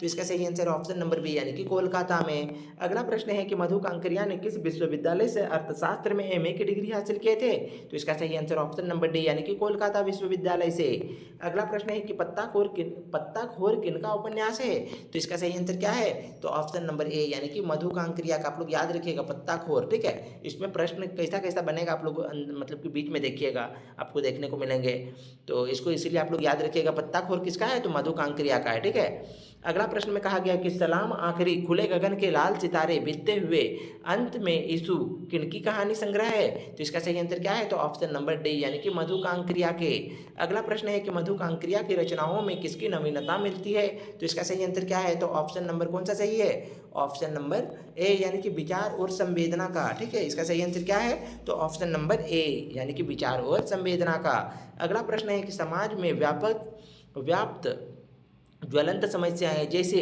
अपसंस्कृति, महानगर की घुटन और असुरक्षा के बीच युवाओं में बढ़ते नशे की आदत, लाल बत्ती इलाकों की पीड़ा आदि किसकी रचनाओं के विशेष रहे हैं? तो विषय रहा है, तो इसका सही आंसर क्या है? ऑप्शन नंबर बी यानी कि मधुकांक क्रिया का। अगला प्रश्न है कि साना साना हाथ जोड़ी है डैश है, क्या है? तो इसका सही आंसर क्या है? ऑप्शन नंबर डी यानी कि यात्रा वृतांत है। अगला प्रश्न है साना साना हाथ जोड़ी किनकी यात्रा वृतांत है? तो इसका सही आंसर ऑप्शन नंबर ए यानी कि मधुकांक क्रिया का यात्रा वृतांत है। अगला प्रश्न है महानगरों की भाव शून्यता और यत्रवंत के जीवन की उपकांक क्रिया को कहाँ ले जाती है? तो इसका सही आंसर क्या है? तो ऑप्शन नंबर बी यानी कि यात्राओं की ओर ले जाती है। अगला प्रश्न में कहा गया है कि साना साना हाथ जोड़ी में कहाँ की यात्रा का वर्णन है? तो इसका सही आंसर क्या है? ऑप्शन नंबर ए यानी कि गंतोक एवं हिमालय की यात्रा का। अगला प्रश्न है कि सिक्किम की राजधानी कहाँ है? तो इसका सही आंसर क्या है? आप लोग कमेंट कीजिए कि गंतोक होगा, दिसपुर होगा, इम्फाल होगा या फिर पणजी होगा। तो चलिए हम बता दे रहे हैं कि सिक्किम का है आपका गंतोक है, ठीक है। दिसपुर कहाँ का है? तो दिसपुर कहाँ का है? आप लोग जल्दी कमेंट कीजिए। पणजी आपका गोवा का है, इम्फाल और आपको दिसपुर, ठीक है, दोनों का आप लोग कमेंट करके बताइए। अगला प्रश्न में कहा गया है कि मधुकांक क्रिया ने अपनी यात्रा वृतांत साना साना हाथ जोड़ी में कहाँ के निवासियों एवं मेहनत अभाव और गरीबी से रेखांकित क्या है? तो इसका सही आंसर क्या है? तो ऑप्शन नंबर कौन सा सही होगा? जल्दी से बताइए। तो ऑप्शन नंबर ए होगा यानी कि माउंट एवरेस्ट के। इसका सही आंसर क्या होगा? तो माउंट एवरेस्ट थोड़ी होगा, माउंट एवरेस्ट नहीं, इसका सही आंसर ऑप्शन नंबर सी यानी कि हिमालय के, ठीक है। माउंट एवरेस्ट को काट दीजिए। अगला प्रश्न में कहा गया है कि कहाँ पहुँचने के लिए बनाए जाने वाले रास्तों के निर्माण में लोग अपनी जान गंवा चुके थे? तो इसका सही आंसर ऑप्शन नंबर बी यानी कि हिमालय जाने वाले रास्ता बनाने वाले, ठीक है। अगला प्रश्न में कहा गया कि साना साना हाथ जोड़ी पाठ के किसका अद्भुत मेल है? तो इसका सही आंसर क्या है? तो इसका सही आंसर आपका ऑप्शन नंबर डी यानी कि पीड़ा और सौंदर्य का। अगला प्रश्न है साना साना हाथ जोड़ी पाठ को पढ़ने के पश्चात किसका भाव जागृत होता है? तो इसका सही आंसर आपका ऑप्शन नंबर सी यानी कि अकेलापन और करुणा का भाव जागृत होता है। अगला प्रश्न है कि किससे मनोरंजन, ज्ञानवर्धन एवं अज्ञात स्थलों से जानकारी के साथ साथ भाषा और संस्कृति का आदान प्रदान होता है? तो इसका सही आंसर क्या है? जल्दी से बताइए। तो ऑप्शन नंबर ए यानी कि यात्रा करने से देखिए फायदा क्या क्या होता है। मनोरंजन होता है, मतलब खुशी मिलता है, ज्ञान बढ़ता है, अज्ञात स्थलों की जानकारी होती है, तो ये सभी होता है, ठीक है। उसके बाद भाषा बढ़ता है और संस्कृति का आदान प्रदान हो जाता है। अगला प्रश्न में कहा गया है कि कौन हमें शव की संकीर्तनता से मुक्त कराती है? तो इसका सही आंसर क्या है? तो ऑप्शन नंबर डी यानी कि घुमक्कड़ी, घूमने से मतलब कि आप जो है शव की संकीर्तनता से मुक्त हो जाते हैं। अगला प्रश्न में कहा गया है कि किस शहर का सुबह शाम रात सब कुछ सुंदर था? तो इसका सही आंसर क्या है? तो इसका सही आंसर आपका ऑप्शन नंबर ए यानी कि गंगटोक का। गंगटोक का क्या नाम था? गंतोक। अगला प्रश्न में कहा गया है कि लेखिका मधुकांक क्रिया सुबह की प्रार्थना साना साना हाथ जोड़ी गुरनहु प्रार्थना हमरो जीवन तिमरो कोचेली किससे सीखी थी? तो इसका सही आंसर आपका ऑप्शन नंबर डी यानी कि नेपाली युवती से सीखी थी। अगला प्रश्न है कि साना साना हाथ जोड़ी का अर्थ क्या है? तो इसका सही आंसर क्या है? तो इसका सही आंसर आपका ऑप्शन नंबर ए यानी कि छोटे छोटे हाथ जोड़कर प्रार्थना करना। अगला प्रश्न है कि हमरो जीवन तिमरो कोचेली का अर्थ क्या है? तो इसका सही आंसर क्या है? तो ऑप्शन नंबर सी यानी कि मेरा सारा जीवन इच्छाओं को समर्पित हो। अगला प्रश्न है लेखिका को सुबह कहाँ निकला था? तो इसका सही आंसर क्या है? तो ऑप्शन नंबर कौन सा सही होगा? कमेंट कीजिए। तो ऑप्शन नंबर डी यानी कि युमथांग में निकला था। चलिए अगला प्रश्न है कि लेखिका बालकनी से कौन सा पहाड़ देखना चाहती थी? तो इसका सही आंसर आपका ऑप्शन नंबर डी यानी कि कंचनजंगा, ठीक है। आप लोग यदि कितना भी पढ़ लिए हैं लेकिन आप लास्ट टाइम यदि आप लोग रिवीजन नहीं कीजिएगा तो सारा चीज़ फिर से आप लोग भूल जाइएगा। तो ये आपका रिवीजन के लिए बेस्ट है, क्योंकि इसमें डायरेक्ट आप क्वेश्चन को पढ़ते हैं और डायरेक्ट इसका आंसर को जानते हैं। तो इसमें मतलब कि कोई भी होच पोच छीछा लेजर नहीं होने वाला है, ठीक है। आप लोग भूलिएगा नहीं, सिर्फ आप लोग सुन रहे हैं ना तो वो काफ़ी है। और यदि आप लोग साथ साथ मेरे साथ साथ आप लोग भी मतलब कि करने का कोशिश कर रहे हैं कि कितना क्वेश्चन को मतलब कि गलत कर रहे हैं, कहाँ कहाँ गलत हो रहा है, तो उसके लिए तो आप लोगों के लिए और भी मतलब कि अच्छी बात है, ताकि आप मतलब कि पढ़ें तो आप उसको मतलब कि यहाँ पे चेक कर रहे हैं, ठीक है। और यदि जो नहीं पढ़े हैं उसके लिए तो सुनना ही काफ़ी है। यदि आप सुनिएगा तो कहानी की तरह मतलब आपके दिमाग में छप जाएगा वो चीज़। तो चलिए अब आगे बढ़ते हैं। अगला प्रश्न में कहा गया कि हिमालय की तीसरी सबसे बड़ी चोटी कौन सी है? तो इसका सही आंसर आपका ऑप्शन नंबर डी यानी कि कंचनजंगा। अगला प्रश्न में कहा गया है कि क्या बालकनी से लेखिका को कंचनजंगा पर्वत दिखा था?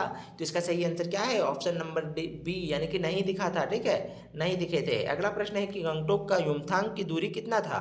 गंगटोक से युमथांग की दूरी कितना था? तो इसका सही आंसर ऑप्शन नंबर सी यानी कि 149 किलोमीटर। अगला प्रश्न है कि युमथांग जाने के दौरान लेखिका मधुकांक क्रिया का ड्राइवर कम गाइड कौन था?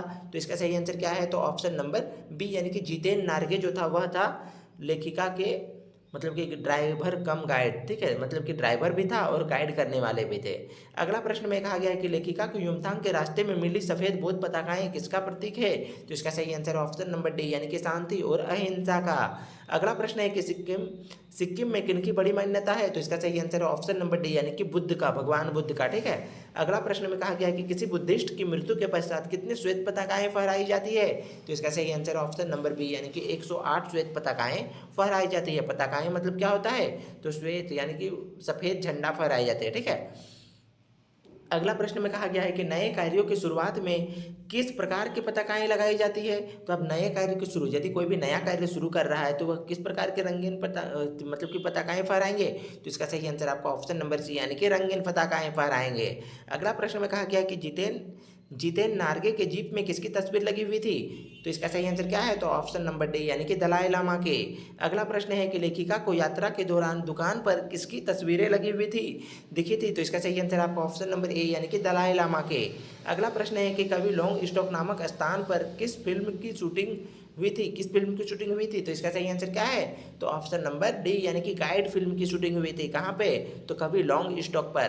तो आपको इस प्रकार से घुमा करके प्रश्न पूछी जा सकती है कि गाइड नामक जो आपका फिल्म है उसकी शूटिंग कहाँ पे हुई थी, तो आप लोग वहाँ पे कंफ्यूज हो सकते हैं। इसीलिए यदि आप लोग जान रहे हैं कि कभी लॉन्ग स्टॉक है तो फिर आप लोगों के लिए बहुत बढ़िया बात है, ठीक है। तो चलिए अब आगे बढ़ते हैं। अगला प्रश्न में कहा गया है कि तिब्बत के चीस खे बक्सन ने लेप्चाओं के सोमेन में कुंजतेक के साथ संधि पत्र पर किस स्थान पर हस्ताक्षर किए थे? तो इसका सही आंसर क्या है? ये आपका मतलब कि टॉप लेवल का क्वेश्चन है। आप लोग इसका जल्दी बताइए कि कौन सा आंसर चाहिए, युमथांग, गंगटोक, उसके बाद कभी लॉन्ग स्टॉक या फिर दिसपुर? तो इसका सही आंसर आपका ऑप्शन नंबर ए यानी कि कभी लॉन्ग स्टॉक है।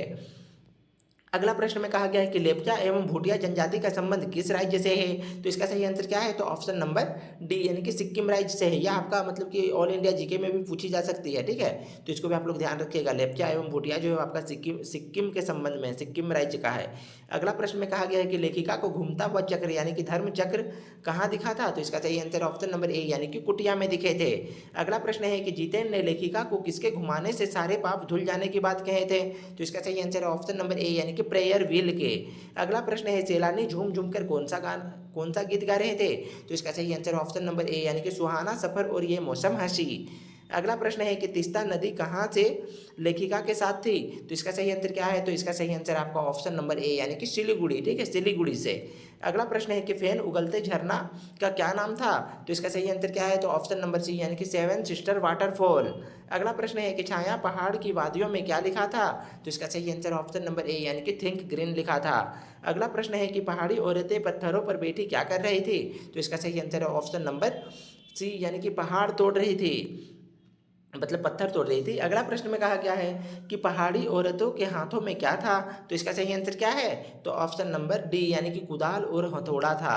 अगला प्रश्न है कि पहाड़ी औरतें पीठ पर डोको क्यों बांधती थी? तो इसका सही आंसर है ऑप्शन नंबर बी यानी कि बच्चा रखने के लिए डोको बांधती थी, ठीक है। और बोकू पहनती थी, आप लोग याद रखिएगा कौन बोकू पहनती थी, आप लोग ये भी याद रखिएगा।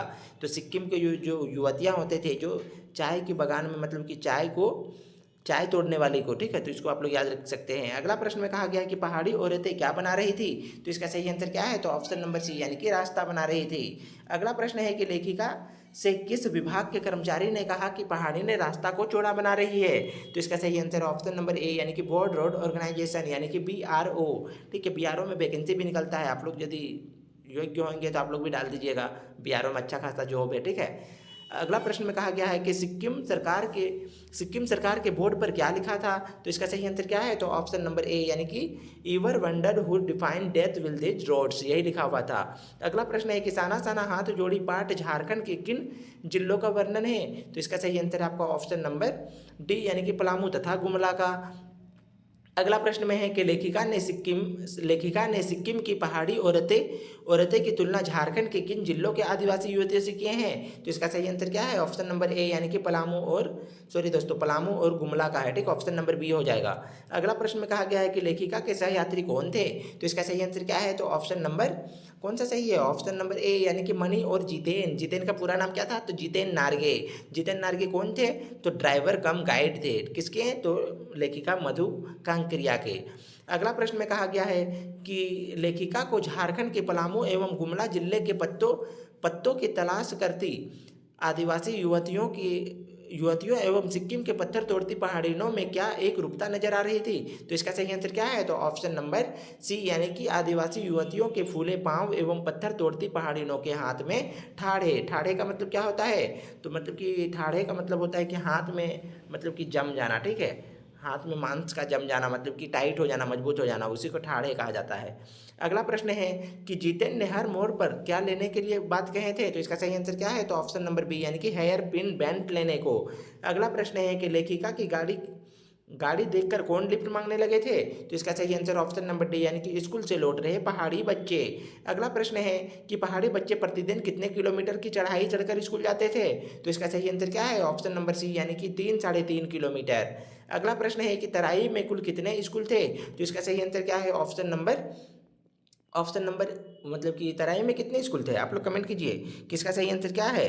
तो इसका सही आंसर आपका एक, जब दिखा रहे हैं आप लोगों को तो इसका आंसर अब आप लोग नहीं दे पाइएगा। अगला प्रश्न में कहा गया है कि लेखिका को पहाड़ी रास्तों में कौन सी चेतावनी खतरों के प्रतीक सजा मतलब कि सजग कर रही थी? तो इसका सही आंसर क्या है? तो इसका सही आंसर आपका ऑप्शन नंबर कौन सा सही होगा? ऑप्शन नंबर सी, यानी कि ए और बी दोनों, यानी कि धीरे चलाएं, घर में आपके बच्चे इंतजार कर रहे हैं, we care man inter counter.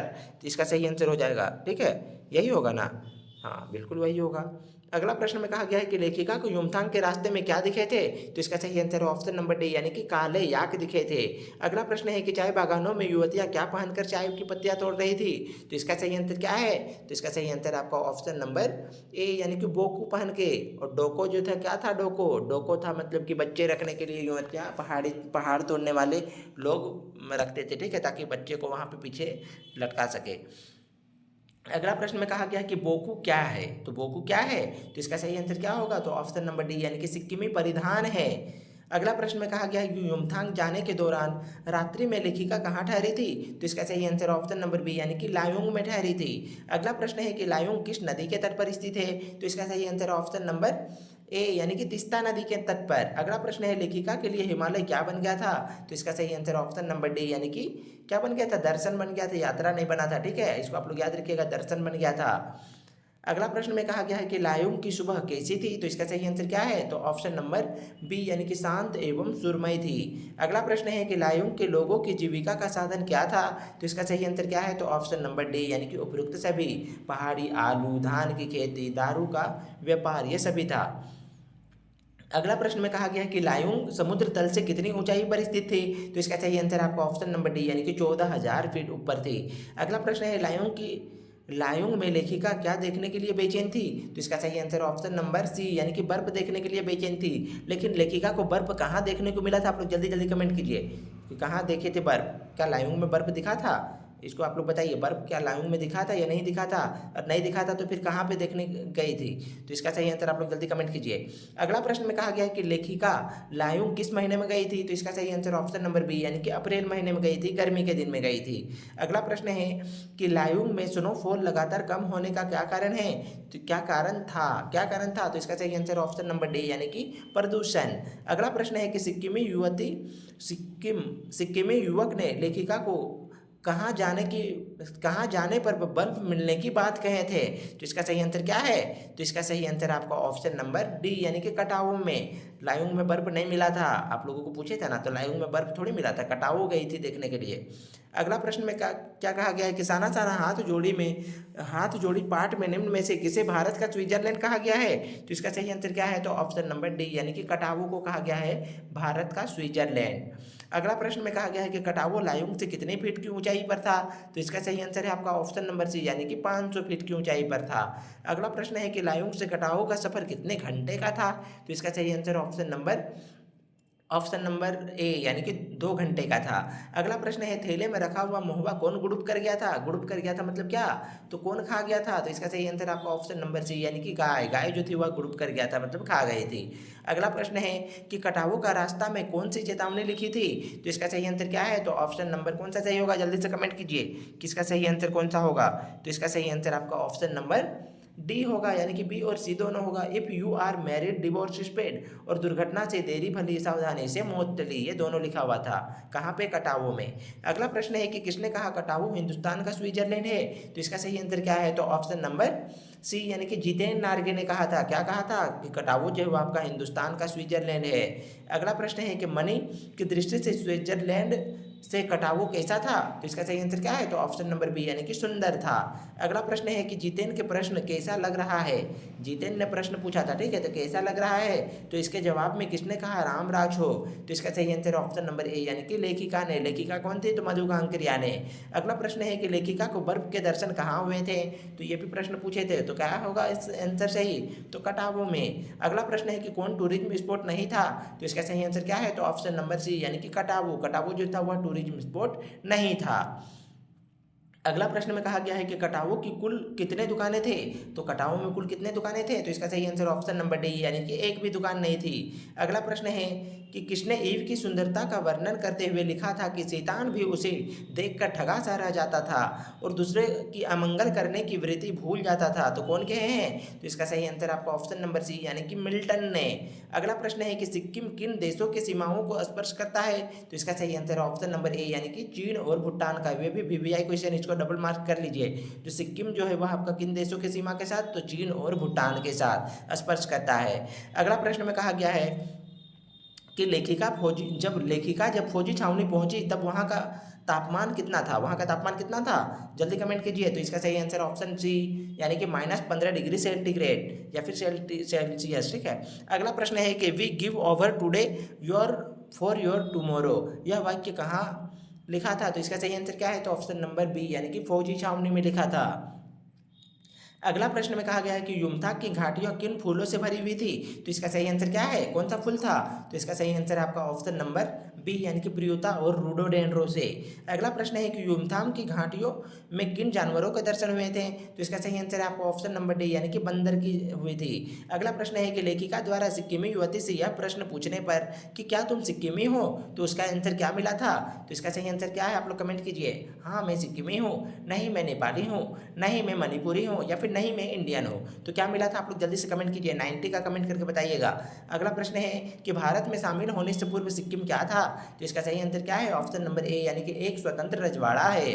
अगला प्रश्न है कि पहाड़ी कुत्ते कब भौंकते हैं, तो इसका सही आंसर आपका ऑप्शन नंबर डी, यानी कि सिर्फ चांदनी रात में भौंकते हैं। अगला प्रश्न है पत्थर पर किसके फुटप्रिंट मिले थे, तो इसका सही आंसर क्या है, तो ऑप्शन नंबर सी, यानी कि गुरु नानक का मिला था, ठीक है।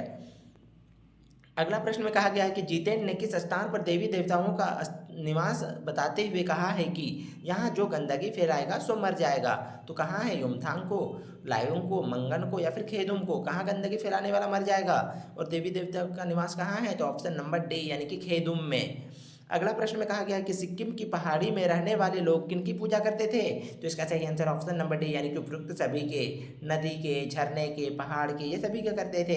अगला प्रश्न है कि गंगटोक का असली नाम क्या था, तो इसका सही आंसर आपका ऑप्शन नंबर ए, यानी कि गंगटोक। अगला प्रश्न है कि गंगटोक का अर्थ क्या है, तो इसका सही आंसर आपका ऑप्शन नंबर ए, यानी कि पहाड़ होता है गंगटोक का अर्थ। अगला प्रश्न है कि युमथांग को टूरिज्म स्पॉट बनाने का श्रेय किसे जाता है, तो इसका सही आंसर ऑप्शन नंबर बी, यानी कि शेखर दत्ता को। अगला प्रश्न है कि किसे मेहनतकश बादशाहों का शहर कहा जाता है, तो इसका सही आंसर क्या है, तो इसका सही आंसर होगा आपका ऑप्शन नंबर, कौन सा सही होगा, ऑप्शन नंबर सी, यानी कि युमथांग को, मतलब कि युमथांग बोल रहे हैं, लायुंग थी, सॉरी दोस्तों, गंतोक होगा इसका सही आंसर, ठीक है। गंतोक, थोड़ा मतलब कि माइंड अब दूसरा जैसा हो रहा है। अगला प्रश्न में कहा गया है कि किसे देखकर लेखिका को पूरे भारत का आत्मा एक सी दिखाई पड़ने लगी, तो इसका सही आंसर क्या है, तो इसका सही आंसर आपका ऑप्शन नंबर सी, यानी कि घूमते चक्र को देखते हुए। अगला प्रश्न में कहा गया है कि प्रकृति सौंदर्य के अलौकिक आनंद में डूबी लेखिका को कौन से दृश्य ने झकझोर दिया था, तो इसका सही आंसर क्या है, तो इसका सही आंसर आपका ऑप्शन नंबर, कौन सा सही होगा, जल्दी से कमेंट कीजिए। तो इसका सही आंसर आपका ऑप्शन नंबर 1, यानी कि पत्थर पर बैठ पत्थर तोड़ती पहाड़ी औरतों के दृश्य ने इसको झकझोर दिए थे, ठीक है। अगला प्रश्न यहाँ से आपका शुरू हो रहा है अगला चैप्टर। अगला चैप्टर में क्या है, तो अगला चैप्टर में आपका ए ढैया झुलनी हैरानी हो रामा, ठीक है। और इसके लेखक कौन है, तो आप लोग जल्दी जल्दी कमेंट कीजिए, तब तक मतलब कि पानी पी ले रहे, ठीक है, तो इसको कमेंट कीजिए।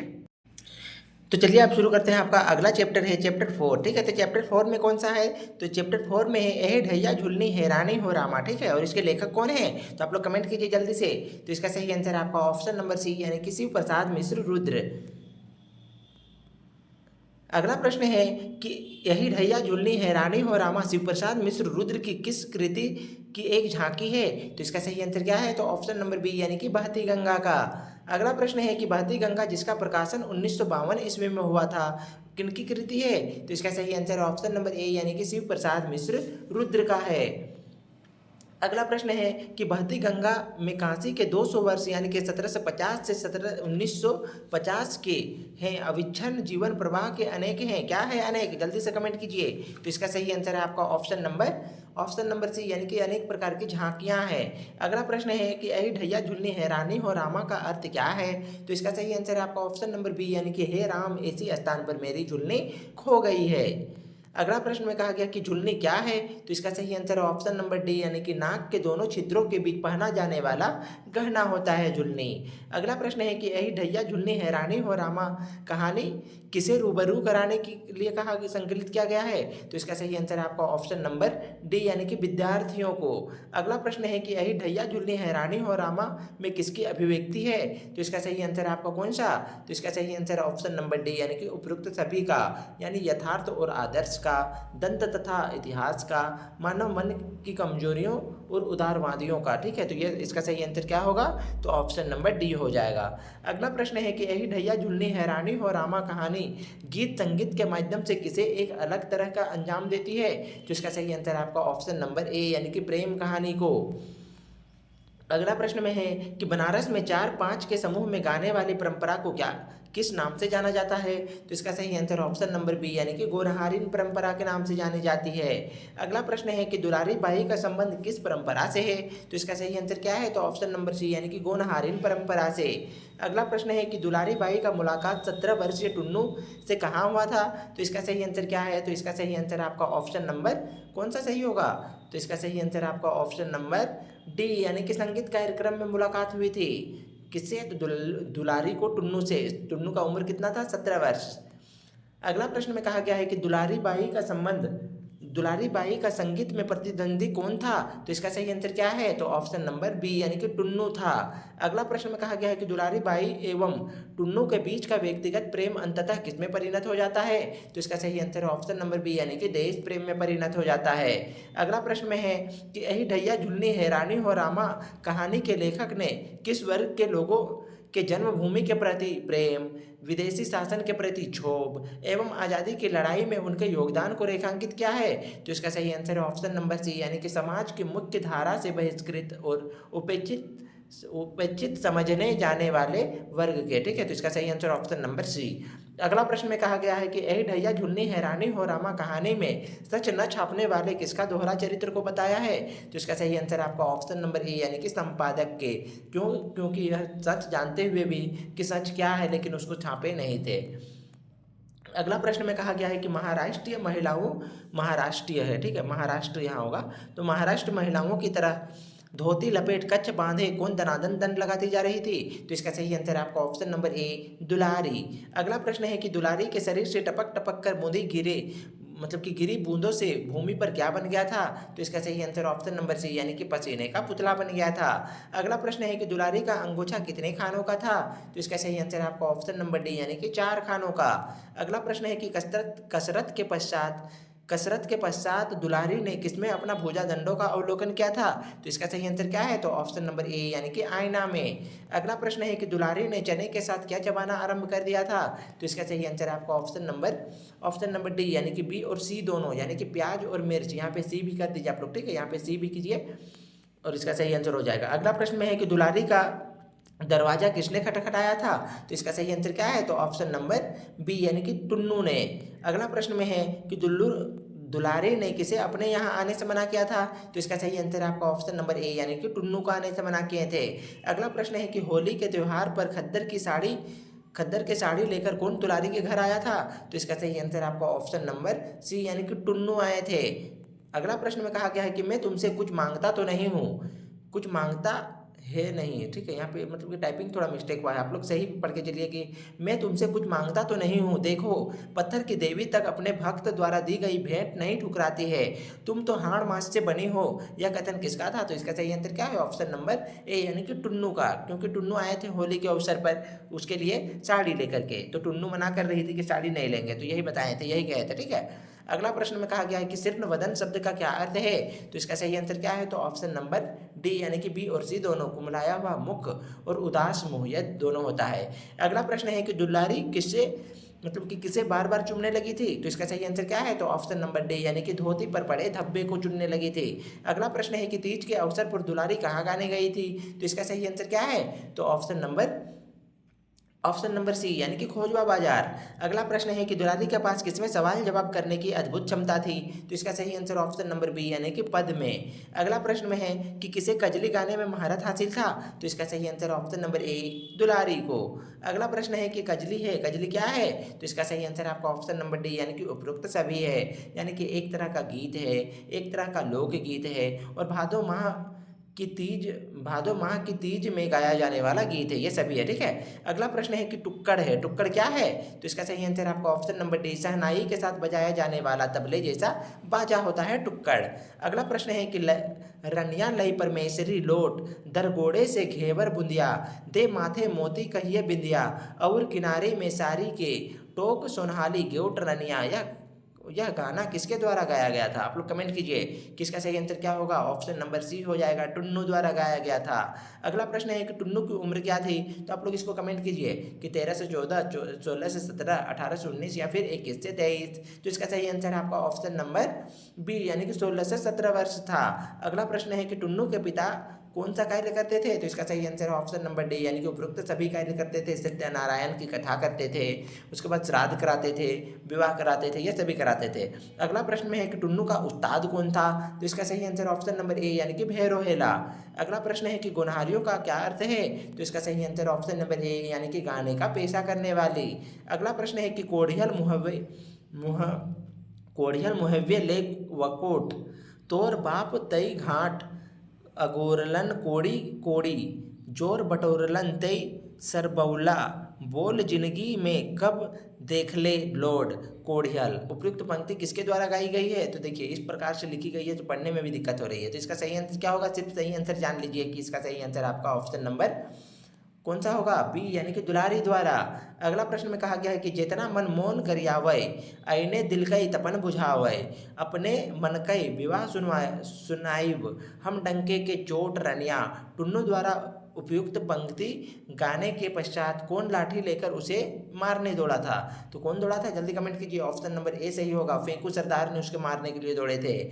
अगला प्रश्न है कि फेंकू सरदार कौन था? तो इसका सही आंसर आपका ऑप्शन नंबर सी यानी कि सुंदर का मालिक था। अगला प्रश्न है कि फेंकू सरदार से टुन्नू की रक्षा किसने किए थे? तो इसका सही आंसर क्या है? तो ऑप्शन नंबर कौन सा सही होगा? ऑप्शन नंबर डी दुलारी बचाई थी। अगला प्रश्न है क्या कहा गया? अगला प्रश्न में कि खोजवा बाजार के कार्यक्रम में दुलारी को ललकारने वाला टुन्नू निम्न में से क्या पहन कर आया था? तो इसका सही आंसर ऑप्शन नंबर सी यानी कि खद्दर का कुर्ता एवं गांधी टोपी पहन कर आए थे। अगला प्रश्न है कि आबरवा का क्या अर्थ है? तो इसका सही आंसर क्या है? तो ऑप्शन नंबर ए यानी कि बहुत बारीक मलमल होता है आबरवा का अर्थ।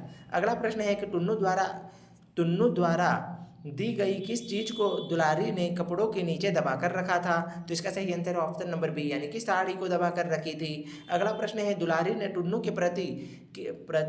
के हृदय की दुर्बलता का अनुभव किस मुलाकात में कर ली थी? तो इसका सही आंसर ऑप्शन नंबर ए यानी कि पहली मुलाकात में। अगला प्रश्न है कि किसे यह समझने में देर न लगी कि उसके शरीर के प्रति टुन्नू के मन में कोई लोभ नहीं है? तो इसका सही आंसर क्या है? तो इसका सही आंसर आपका ऑप्शन नंबर कौन सा सही होगा? ऑप्शन नंबर सी दुलारी, ठीक है।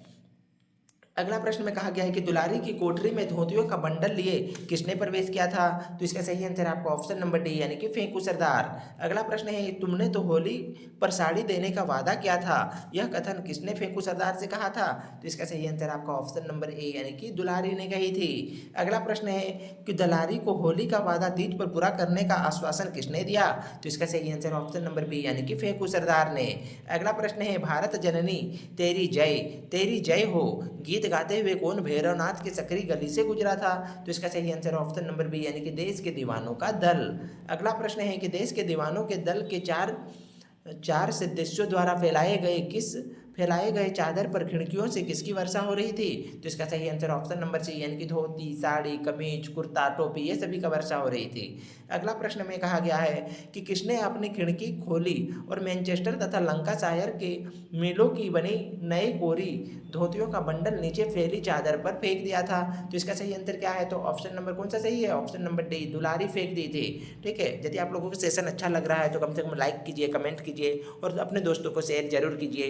इसके बाद यदि आप लोगों को यदि चाहते हैं कि हिंदी व्याकरण का भी महामैराथन क्लास लाई जाए तो जरूर अपने दोस्तों को शेयर कीजिए। ठीक है, यदि व्यूज आएंगे, यदि आप लोग देखिएगा तभी मतलब कि उसको लाई जाएगी, अन्यथा नहीं लाई जाएगी। ठीक है, तो आप लोग यदि चाहते हैं तो जरूर से जरूर अपने दोस्तों को शेयर कीजिए। तो अब अगला प्रश्न में कहा गया है कि जुलूस में शामिल लोगों की आंखें किसकी तलाश खिड़की में करने लगे थे? तो इसका सही आंसर क्या है? तो ऑप्शन नंबर ए यानी कि धोती के बंडल फेंकने वालों की। अगला प्रश्न है कि जुलूस में चादर संभालने वाले चार व्यक्तियों की आंखें एक साथ खिड़की की ओर क्यों उठ गई? तो इसका सही आंसर है ऑप्शन नंबर सी यानी कि धोती का नया बंडल गिरने के कारण। अगला प्रश्न है कि जुलूस में सबसे पीछे जाने वाले खुफिया पुलिस का रिपोर्टर कौन था? तो इसका सही आंसर ऑप्शन नंबर बी यानी कि अली सगीर था। ठीक है, अगला प्रश्न है कि किसने दुलारी का मकान का नंबर दिमाग में नोट कर लिया था? तो इसका सही आंसर है आपका ऑप्शन नंबर ए यानी कि अली सगीर ने। अगला प्रश्न है कि दुलारी को खिड़की खोलते किसने देखा था? तो इसका सही आंसर क्या है? तो ऑप्शन नंबर सी यानी कि अली सगीर ने देख लिए थे।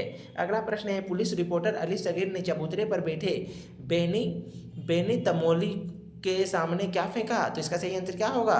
तो ऑप्शन नंबर डी यानी कि एक ध्वनि फेंके थे। क्या फेंके थे? एक ध्वनि। ठीक है, अगला प्रश्न में कहा गया है कि फेंकू सरदार के पीठ पर झाड़ू झाड़ते तथा उसके पीछे सीढ़ी उतरते कौन चिल्लाया, निकल निकल अब मेरी देहरी डाका तो दांत से तेरी नाक काट लूंगी? तो कौन किए थे? तो इसका सही आंसर आपका ऑप्शन नंबर सी यानी कि दुलारी चिल्लाई थी। ठीक है, अगला प्रश्न में कहा गया है कि दुलारी द्वारा बटलोही को ठोकर मारने से दाल कहाँ जा गिरा था? तो इसका सही आंसर आपका ऑप्शन नंबर डी यानी कि चूल्हे पे जाकर गिरा था। अगला प्रश्न है यह तो आधी गंगे में खड़े होकर कह सकती है कि टुन्नू यहाँ कहीं मतलब कि यहाँ कभी नहीं आता, यह कथन किसका है? तो इसका सही आंसर आपका ऑप्शन नंबर सी यानी कि झिंगुर की माँ का। अगला प्रश्न है कि झिंगुर की उम्र कितनी थी? तो इसका सही आंसर ऑप्शन नंबर ए यानी कि 9 वर्ष। अगला प्रश्न है कि टुन्नू महाराज गोरे सिपाहियों ने मार डाला। क्या कहा गया है कि टुन्नू महाराज को गोरे सिपाहियों ने मार डाला और लाश भी उठा ले गए, यह समाचार किसने सुनाया? तो इसका सही आंसर क्या है? तो option number option number B होगा, झिंगुर ने सुनाया था। किसको? तो दुलारी को। अगला प्रश्न है कि टुन्नू की हत्या का समाचार सुनकर कौन सा शब्द हो गए थे? तो इसका सही आंसर है ऑप्शन नंबर सी यानी कि दुलारी। अब क्यों? तो क्योंकि वह दुलारी जो है टुन्नू से प्रेम करती थी। अगला प्रश्न में है कि मुझे लुका छुपी फूटी आंख नहीं सुहाती, मैंने आज तक जो कुछ भी किया है सब डंकी के चोट पर, यह कथन किसका है? तो इसका सही आंसर आपका ऑप्शन नंबर डी यानी कि दुलारी का। अगला प्रश्न में है कि टुन्नू कहाँ मारा गया था? तो इसका सही आंसर है आपका ऑप्शन नंबर बी यानी कि टाउन हॉल में। ये प्रीवियस ईयर का क्वेश्चन है। ठीक है, अगला प्रश्न में कहा गया है कि किसने कहा कि दुलारी को थाना जाना होगा और अमन सभा के द्वारा आयोजित समारोह में गाना पड़ेगा? तो इसका सही आंसर है ऑप्शन नंबर डी यानी कि फेंकू सरदार ने कहे थे। अगला प्रश्न है कि अखबार के रिपोर्टर शर्मा जी को किसने चाय की दुकान खोलने की सलाह दिए थे? तो इसका सही आंसर आपका ऑप्शन नंबर ए यानी कि प्रधान संवाददाता ने। अगला प्रश्न में कहा गया कि शर्मा जी की रिपोर्ट का शीर्षक क्या था? तो इसका सही आंसर है ऑप्शन नंबर सी, यही ढैया झुलनी है रानी हो राम माँ। ठीक है, यही पाठ है आपका, यही पढ़ रहे हैं। इसके लेखक कौन है? तो शिव पूजन बोल रहे हैं, शिव प्रसाद मिश्र रुद्र है। अगला प्रश्न में कहा गया है कि टुन्नू किस जुलूस में पकड़ा गया था? तो इसका सही आंसर ऑप्शन नंबर ए यानी कि विदेशी वस्त्रों के संग्रह करते जुलूस में। अगला प्रश्न है कि टुल्लू को किसने पकड़ा था? तो इसका सही आंसर क्या है? तो ऑप्शन नंबर डी यानी कि अली सगीर ने पकड़े थे। अगला प्रश्न है कि किसके बूट के ठोकर मारने से टुन्नू की मृत्यु हो गई थी? तो इसका सही आंसर क्या है? तो ऑप्शन नंबर बी यानी कि जमादार के मतलब कि बूट जो था मतलब कि जूता था उससे ठोकर मारने से क्या हुआ था? तो टुन्नू की मृत्यु हो गई थी। अगला प्रश्न है कि टुन्नू का शव कितने बजे वरुणा में प्रवाहित किया गया था? तो इसका सही आंसर आपका ऑप्शन नंबर बी यानी कि 8 बजे। वरुणा का अर्थ क्या होता है आप लोग कमेंट कीजिए ना, बताइए।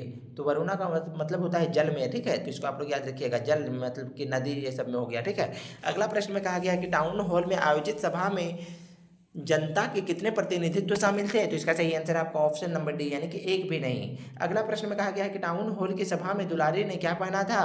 तो इसका सही आंसर आपका ऑप्शन नंबर सी यानी कि खद्दर की धोती पहनी थी।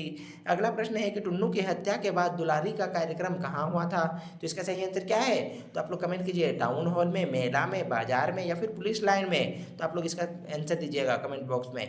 अगला प्रश्न है कि दुलारी से किसने मौसमी चीज गाने की फरमाइश किए थे? तो इसका सही आंसर ऑप्शन नंबर ए यानी कि अली सगीर ने। अगला प्रश्न है कि टाउन हॉल में दुलारी द्वारा गाए गए गीत का बोल था, तो क्या था? आप लोग कमेंट कीजिए। तो इसका सही आंसर आपका ऑप्शन नंबर सी, यही ढैया झुलनी हैरानी हो रामा, कहा सो पूछूं मैं, यही था। ठीक है। अगला प्रश्न में कहा गया कि टाउन हॉल की सभा में दुलारी द्वारा गाए गए गीत का दूसरा चरण था, तो कौन सा दूसरा चरण था? तो इसका सही आंसर आपका ऑप्शन नंबर डी यानी कि सास से पूछूं, ननदिया से पूछूं, देवरा से पूछत लजानी हो रामा। ठीक है, यहाँ पे टाइपिंग मिस्टेक हुआ है, लेकिन यहाँ पे सास से पूछूं होगा। ठीक है, सास से पूछूं, ननदिया से पूछूं, देवरा से पूछत लजानी हो रामा। अगला प्रश्न में कहा गया है कि शर्मा जी द्वारा पढ़े गए रिपोर्टर के पश्चात, मतलब कि रिपोर्ट के पश्चात किसने कहा सत्य है परंतु छप नहीं सकता, कौन कहे थे? तो इसका सही आंसर ऑप्शन नंबर सी यानी कि संपादक जो थे वही कहे थे।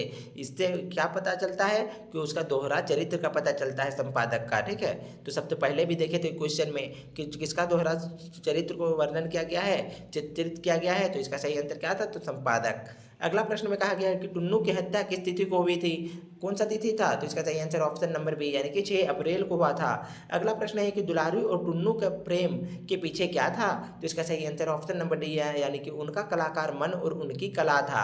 अगला प्रश्न है कि दुलारी का टुन्नू से पहली बार परिचय कहाँ हुआ था? तो इसका सही आंसर क्या है? तो ऑप्शन नंबर ए यानी कि खोजवा के बाजार में हुआ था। क्यों हुआ था? क्योंकि वहाँ पे मतलब कि कजली गायन गए थे, आपका जो संगीत का कार्यक्रम आयोजित किया गया था कहाँ पे? तो खोजवा बाजार में, तो वहीं पे मुलाकात हुआ था टुन्नू के साथ दुलारी का। अगला प्रश्न है कि दुलारी एवं टुन्नू किसके प्रसिद्ध गायक थे? तो इसका सही आंसर क्या है? ऑप्शन नंबर डी यानी कि कजली के गायक थे। अगला प्रश्न है कि दुलारी प्रसिद्ध थी, तो किसमें प्रसिद्ध थी? तो इसका सही आंसर ऑप्शन नंबर डी यानी कि कठोर स्वभाव के लिए। अगला प्रश्न में कहा गया है कि टुन्नू की मृत्यु पर दुलारी क्यों विचलित हो उठी? तो इसका सही आंसर ऑप्शन नंबर ए यानी कि टुन्नू से वह प्रेम करती थी। अगला प्रश्न है आज़ादी की लड़ाई में शहीद टुन्नू की मृत्यु के पश्चात दुलारी ने किसके दिए हुए साड़ी को पहनी थी? तो इसका सही आंसर आपका ऑप्शन नंबर डी यानी कि टुन्नू के दिए हुए साड़ी को पहनी थी। अगला प्रश्न है कि यही ढैया झुलनी हैरानी और रामा के लेखक शिव प्रसाद मिश्र रुद्र का जन्म कब हुआ था? तो इसका सही आंसर क्या है? तो जन्म को आप लोग कमेंट कीजिए जल्दी से कि यही ढैया झुलनी हैरानी जो शिव प्रसाद मिश्र रुद्र है उसका जन्म कब हुआ था, कमेंट कीजिए। तो इसका सही आंसर आपका ऑप्शन नंबर बी यानी कि 1911 ईस्वी में। कहाँ हुआ था इसको आप लोग कमेंट कीजिए। तो अगला प्रश्न में कहा गया कि शिव प्रसाद मिश्र रुद्र का जन्म कहाँ हुआ था? तो कहाँ हुआ था? तो इसका सही आंसर क्या है? तो ऑप्शन नंबर ए यानी कि काशी में हुआ था। और कहाँ से पढ़ाई किए थे? तो कमेंट कीजिए कहाँ से पढ़ाई किए थे। अगला प्रश्न में कहा गया कि शिव प्रसाद मिश्र रुद्र का शिक्षा कहाँ हुई थी? तो इसका सही आंसर देखिए, अभी जो जो प्रश्न पूछते जाते हैं वही ताज़ा प्रश्न आते जाता है। तो इसका सही आंसर क्या है? तो ऑप्शन नंबर डी यानी कि उपरोक्त सभी थे। हरिश्चंद्र कॉलेज काशी से, क्वींस कॉलेज काशी से, काशी हिंदू विश्वविद्यालय से, ये सभी से पढ़े थे। ठीक है। अगला प्रश्न में है कि बहुभाषाविद शिव प्रसाद मिश्र रुद्र थे, तो क्या थे? तो इसका सही आंसर ऑप्शन नंबर डी यानी कि उपरोक्त सभी थे। उपन्यासकार थे, नाटककार थे, गीतकार थे, व्यंग्यकार थे, उसके बाद पत्रकार थे और चित्रकार थे, ये सभी थे। ठीक है। अगला प्रश्न में कहा गया कि शिव प्रसाद मिश्र रुद्र की प्रमुख उपन्यास कौन सी है? तो इसका सही आंसर आपका ऑप्शन नंबर ए यानी कि बहती गंगा एवं सुचिता है। पत्ताखोर किसका है? अब आप लोग बताइए, आप लोग को पहले ही बता दिए थे, इसको याद रखिएगा क्योंकि पूछेंगे बीच में। तो पत्ताखोर किसका है, जल्दी से बताइए। अगला प्रश्न में कहा गया है कि ताल तिलैया, गजलिका एवं परीक्षा पचीसी, गीत एवं व्यंग गीत संग्रह किनकी रचना है? तो इसका सही आंसर क्या है? तो ऑप्शन नंबर डी यानी कि शिव प्रसाद मिश्र रुद्र का। अगला प्रश्न है कि शिव प्रसाद मिश्र रुद्र द्वारा संपादित रचनाएं किसके द्वारा प्रकाशित हुई है? तो इसका सही आंसर ऑप्शन नंबर सी यानी कि काशी नागरी प्रचारिणी सभा के द्वारा। अगला प्रश्न है कि शिव प्रसाद मिश्र रुद्र काशी नागरी प्रचारिणी सभा के किस पद को सुशोभित किया है? तो इसका सही आंसर क्या है? तो ऑप्शन नंबर डी यानी कि प्रधानमंत्री के। अगला प्रश्न है कि शिव प्रसाद मिश्र किसके प्रति आजीवन निष्ठावान रहे हैं? तो इसका सही आंसर क्या है? तो इसका सही आंसर आपका ऑप्शन नंबर ए यानी कि काशी के प्रति।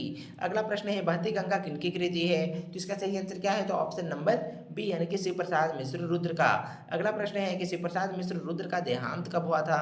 तो इसका सही आंसर आपका ऑप्शन नंबर कौन सा सही होगा? तो ऑप्शन नंबर ए यानी कि 1970 ईस्वी को। अगला प्रश्न में है कि शिव प्रसाद मिश्र रुद्र की किस अनुपम कृति को कुछ विद्वान उपन्यास मानते हैं तो कुछ उसे कहानी संग्रह मानते हैं? तो इसका सही आंसर क्या है? तो इसका सही आंसर आपका ऑप्शन नंबर डी यानी कि बहती गंगा। अगला प्रश्न में कहा गया है कि शिव प्रसाद मिश्र रुद्र का जन्म वाराणसी यानी कि उत्तर प्रदेश के पुजारियों के परिवार में हुआ था। उनका माता पिता का नाम क्या था? तो इसका सही आंसर ऑप्शन नंबर 1 यानी कि सुमित्रा देवी एवं महावीर प्रसाद द्विवेदी। ठीक है, तो चलिए अब यहाँ से आपका अगला प्रश्न मतलब कि स्टार्ट हो रहा है। यहाँ से आपका अगला चैप्टर शुरू हो रहा है, आपका चैप्टर 5। ठीक है, चैप्टर 5 में क्या है? तो मैं क्यों लिखता हूँ और इसके लेखक कौन है? जल्दी से कमेंट कीजिए। तो अज्ञेय है। ठीक है, अज्ञेय। तो सबसे पहला प्रश्न में है कि मैं क्यों लिखता हूँ पाठ के लेखक कौन है? तो इसका सही आंसर क्या है? तो ऑप्शन नंबर 1 यानी कि अज्ञेय है। अगला प्रश्न है कि अज्ञेय का पूरा नाम क्या था? तो इसका सही आंसर है आपका ऑप्शन नंबर बी यानी कि सच्चिदानंद हीरानंद वात्स्यायन अज्ञेय। अगला प्रश्न है कि अज्ञेय का जन्म कब एवं कहाँ हुआ था? तो इसका सही आंसर आपका ऑप्शन नंबर ए यानी कि 1911 ईस्वी में उत्तर प्रदेश के देवरिया जिले के कसिया यानी कि कुशीनगर में हुआ था। अगला प्रश्न है कि अज्ञेय ने प्रारंभिक शिक्षा कहाँ से प्राप्त किए थे? तो इसका सही आंसर क्या है? ऑप्शन नंबर डी यानी कि जम्मू कश्मीर से। यहाँ डी छूट गया है देना। ठीक है, तो ऑप्शन नंबर डी हो जाएगा। अगला प्रश्न है कि अज्ञेय ने बीएससी यानी कि BSc bachelor of science, BSc का फुल फॉर्म होता है ना, तो बीएससी की डिग्री कहाँ से प्राप्त किए थे? तो इसका सही आंसर क्या है? तो ऑप्शन नंबर सी यानी कि लाहौर से प्राप्त किए थे। इसका सही आंसर क्या होगा? लाहौर से क्या पढ़ाई किए थे? तो बीएससी का डिग्री लिए थे। अगला प्रश्न है कि किस आंदोलन में भाग लेने के कारण अज्ञेय को जेल जाना पड़ा था? तो इसका सही आंसर ऑप्शन नंबर बी यानी कि क्रांतिकारी आंदोलन में। अगला प्रश्न है कि आज़ादी के बाद किस कविता पर अज्ञेय का व्यापक प्रभाव है? तो इसका सही आंसर क्या है? तो ऑप्शन नंबर डी यानी कि हिंदी में। अगला प्रश्न है कि कविता के अलावा अज्ञेय ने किस विधाओं में लेखन किया है? तो इसका सही आंसर है ऑप्शन नंबर डी यानी कि उपरोक्त सभी में। कहानी किए हैं, उपन्यास किए हैं, यात्रा वृत्तांत किए हैं और निबंध किए हैं, ये सभी किए हैं। ठीक है, अगला प्रश्न में है कि निम्न में से किसकी छाप अज्ञेय के महत्वपूर्ण लेखन में मिलती है? तो इसका सही आंसर क्या है? तो ऑप्शन नंबर सी यानी कि बौद्धिकता। अगला प्रश्न है कि अज्ञेय के लेखन में निम्न में से किनकी पहचान की समस्या है? तो इसका सही आंसर क्या है? तो ऑप्शन नंबर बी यानी कि व्यक्तिगता। अगला प्रश्न में कहा गया है कि भग्नदूत, चिंता, अरे ओ करुणा परिभामय, इंद्रधनुष रौंदे हुए, ये उसके बाद आंगन के पार द्वार किनकी काव्य संग्रह है? तो इसका सही आंसर ऑप्शन नंबर ए यानी कि अज्ञेय का। अगला प्रश्न में कहा गया है कि निम्न में से किस उपन्यास की रचना अज्ञेय ने किए हैं? तो इसका सही आंसर क्या है? तो ऑप्शन नंबर डी यानी कि बी और सी दोनों, शेखर एक जीवनी और नदी के द्वीप। अब आप लोग कमेंट कीजिए कि बहती गंगा किसका है। ठीक है, आप लोग जल्दी से कमेंट कीजिएगा। अगला प्रश्न में कहा गया है कि निम्न में से कौन सी कहानी संग्रह अज्ञेय की है? तो इसका सही आंसर क्या है? तो ऑप्शन नंबर डी यानी कि उपरोक्त सभी, विपथका, शरणार्थी, उसके बाद जय दोल। ठीक है, अगला प्रश्न में कहा गया कि त्रिशंकु एवं आत्मनेपद निबंध की रचना किसने किए हैं? तो इसका सही आंसर क्या है? तो कमेंट कीजिए इसका सही आंसर क्या है? तो ऑप्शन नंबर ए यानी कि त्रिशंकु और आत्मनेपद जो है वह आपका अज्ञेय की है। अगला प्रश्न है कि निम्न में से कौन सा यात्रा वृत्तांत अज्ञेय का है? तो इसका सही आंसर क्या है? तो इसका सही आंसर आपका ऑप्शन नंबर डी यानी कि बी और सी दोनों, यानी अरे यायावर रहेगा याद और एक बूंद सहसा उछली, ये दोनों क्या है? तो दोनों है उसका यात्रा वृत्तांत। अगला प्रश्न है कि निम्न में से किसने अनेक जापान हाइकू कविताओं का अनुवादित किया है? तो इसका सही आंसर आपका ऑप्शन नंबर सी यानी कि अज्ञेय का। अगला प्रश्न है कि तार सप्तक, दूसरा सप्तक, तीसरा सप्तक कविता संग्रह का संपादन किसने किया है? तो इसका सही आंसर है ऑप्शन नंबर 1 यानी कि अज्ञेय ने किए हैं। अगला प्रश्न है कि अज्ञेय का समग्र काव्य सदानेरा नाम से कितने खंडों में संकलित हुआ है? तो इसका सही आंसर क्या है? तो ऑप्शन नंबर डी यानी कि दो खंडों में संकलित हुआ है। अगला प्रश्न है कि अज्ञेय को निम्न में से किस पुरस्कार से सम्मानित किया गया था? तो इसका सही आंसर क्या है? तो ऑप्शन नंबर डी यानी कि बी और सी दोनों, साहित्य अकादमी पुरस्कार और ज्ञानपीठ पुरस्कार। अगला प्रश्न में कहा गया है कि मैं क्यों लिखता हूँ है क्या है? कहानी है, निबंध है, उसके बाद क्या है? कविता या कहानी है? तो इसका सही आंसर आपका ऑप्शन नंबर सी यानी कि निबंध है। अगला प्रश्न है कि रचनाकार की कौन सी विवशता उसे लेखन के लिए मजबूर करती है? तो इसका सही आंसर क्या है? तो ऑप्शन नंबर बी यानी कि भीतरी। अगला प्रश्न में कहा गया है कि किसके अनुसार मतलब कि किसके अनुसार प्रत्यक्ष अनुभव जब अनुभूति का रूप धारण करती है तो रचना पैदा होती है। तो इसका सही आंसर क्या है? तो ऑप्शन नंबर सी यानी कि अज्ञेय। अभी अज्ञेय चैप्टर पढ़ रहे हैं ना, मैं क्यों लिखता हूँ। अगला प्रश्न में कहा गया है कि हिरोशिमा कविता के माध्यम से किसने अपनी बात को स्पष्ट किया है? तो इसका सही आंसर आपका ऑप्शन नंबर डी यानी कि अज्ञेय ने। अगला प्रश्न में कहा गया है कि हिरोशिमा कविता अज्ञेय के किस काव्य संग्रह से संकलित है? तो इसका सही आंसर है ऑप्शन नंबर ए यानी कि अरे ओ करुणा प्रभामय। अगला प्रश्न में कहा गया है कि निम्न में से किस लेखक के अनुसार प्रत्यक्ष अनुभव की अपेक्षा अनुभूति उनके लेखन में अधिक मदद करती है? तो इसका सही आंसर ऑप्शन नंबर बी यानी कि अज्ञेय के अनुसार। अगला प्रश्न है कि अज्ञेय लेखन के लिए किसे अधिक महत्व देते हैं? तो इसका सही आंसर ऑप्शन नंबर बी यानी कि अनुभूति को। अगला प्रश्न है कि किसके बिना लेखक को इस बात का उत्तर नहीं मिल पाता है कि वह क्यों लिखता है? तो इसका सही आंसर है ऑप्शन नंबर डी यानी कि लिखे बिना। अगला प्रश्न है कि अभ्यंतर शब्द का अर्थ क्या है? तो इसका सही आंसर आपका ऑप्शन नंबर डी यानी कि बी और सी दोनों, यानी कि अंदरूनी भाग और आपका भीतरी भाग। अगला प्रश्न में कहा गया है कि निम्न में से कौन लिखने का कारण हो सकता है? तो इसका सही आंसर आपका ऑप्शन नंबर डी यानी कि उपयुक्त सभी। संपादकों का आग्रह हो सकता है, प्रकाशक का तकाजा हो सकता है और आर्थिक आवश्यकता हो सकता है। इसका सही आंसर ऑप्शन नंबर डी होगा। अगला प्रश्न है कि उन्मेष शब्द का अर्थ क्या है? तो इसका सही आंसर आपका ऑप्शन नंबर डी यानी कि बी और सी दोनों, यानी कि प्रकाश और दीप्ति दोनों होता है।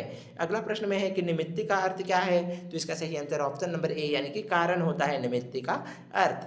अगला प्रश्न है कि कोई भी कृतिकार किसे एक सहायक यंत्र की तरह काम में लाता है? तो इसका सही आंसर आपका ऑप्शन नंबर बी यानी कि बाहरी दबाव को। अगला प्रश्न है कि मैं क्यों लिखता हूँ पाठ के अनुसार कोई व्यक्ति बिछोने पर किसके बजने तक पड़ा रहता है? तो इसका सही आंसर ऑप्शन नंबर ए यानी कि अलार्म बजने तक।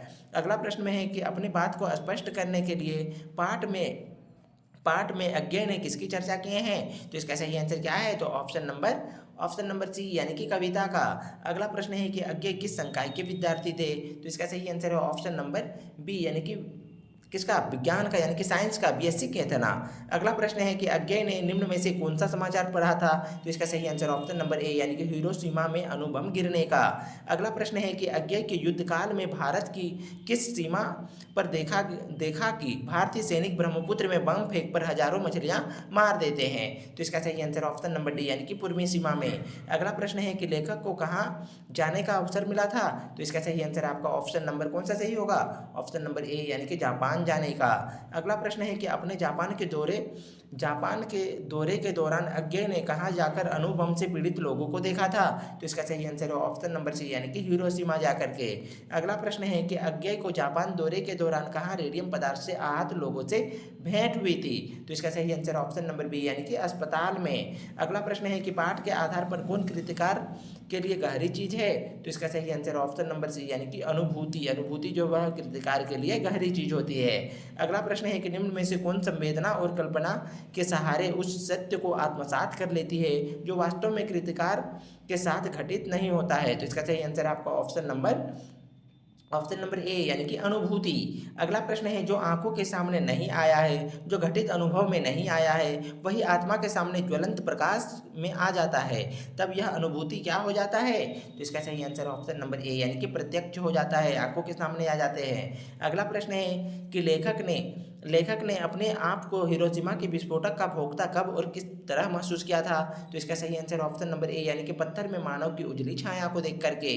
अगला प्रश्न है क्या देखकर लेखक को एक थप्पड़ सा लगा था? तो इसका सही आंसर क्या है? तो इसका सही आंसर ऑप्शन नंबर ए यानी कि छाया को देख करके। अगला प्रश्न है कि लेखक को हिरोशिमा की समूची ट्रेजेडी किस पर लिखी हुई महसूस हुई थी? तो इसका सही आंसर आपका ऑप्शन नंबर सी यानी कि पत्थर पर। ठीक है, पत्थर पर दिखी थी। अगला प्रश्न में क्या है कि अज्ञेय ने हिरोशिमा पर कविता कहाँ लिखे थे? तो कहाँ लिखे थे, इसका सही आंसर क्या होगा? तो इसका सही आंसर होगा आपका ऑप्शन नंबर कौन सा सही है? तो ऑप्शन नंबर हिरोशिमा कविता। तो इसका सही आंसर आपका ऑप्शन नंबर बी यानी कि भारत पे। हिरोशिमा कविता कहाँ लिखे थे? भारत पे लिखे थे, भारत में लिखे हैं। अगला प्रश्न में कहा गया है कि अज्ञेय ने हिरोशिमा पर कविता कहाँ कहाँ बैठे लिखे थे? तो इसका सही आंसर है आपका ऑप्शन नंबर डी, यानी कि रेलगाड़ी में बैठे बैठे लिखे थे। अगला प्रश्न है कि हिरोशिमा पर लिखी कविता किस दबाव का परिणाम है? तो इसका सही आंसर है आपका कौन सा?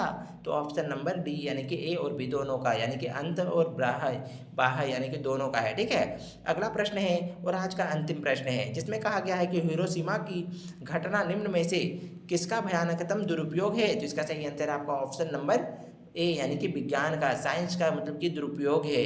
तो आई होप कि आप लोगों को वीडियो अच्छी लगी होंगी। यदि आप लोगों को वीडियो अच्छा लगा है तो आप लोग कमेंट करके बताइए कि अच्छा लगा। ठीक है, तो और मतलब कि अपने दोस्तों को जरूर से जरूर शेयर कीजिए। यदि आप लोग और मैराथन क्लास चाहते हैं तो शेयर कीजिए, ताकि मुझे भी मोटिवेशन मिले। ठीक है, और क्योंकि आप लोग को देख सकते हैं 1.5 घंटा में लगभग कि आपका कृतिका पूरा खत्म कर दिया गया है। यदि आप लोग घर में भी आप लोग पढ़िएगा ना, तो बुक से यदि पढ़ रहे होंगे तो कम से कम 2 से 2.5 घंटा 3 घंटा लगने वाली है। तो इसी को आप लोगों को मतलब कि 1.5 घंटा में कर दिए हैं, ताकि आप मतलब कि समझ सके, अच्छे से समझ सके, पढ़ सके, सुन सके। ठीक है, उसके बाद आप यदि और मतलब कि फास्ट करके देखना चाहते हैं तो 2x में करके आप देख सकते हैं, उसके बाद 1.5x में करके देख सकते हैं, ताकि और जल्दी आपका कवर हो जाए सारा चीज़। तो इसीलिए आप लोगों के लिए महामैराथन क्लास है बहुत इंपॉर्टेंट है, और इससे बाहर मतलब कि आपका एक भी प्रश्न नहीं पूछे जाएंगे। जितने भी महामैराथन क्लास लाए जा रहे हैं आप लोगों के लिए बहुत इंपॉर्टेंट है। तो चलिए मिलते हैं अगले वीडियो में नए टॉपिक के साथ, तब तक के लिए जय हिंद, वंदे मातरम।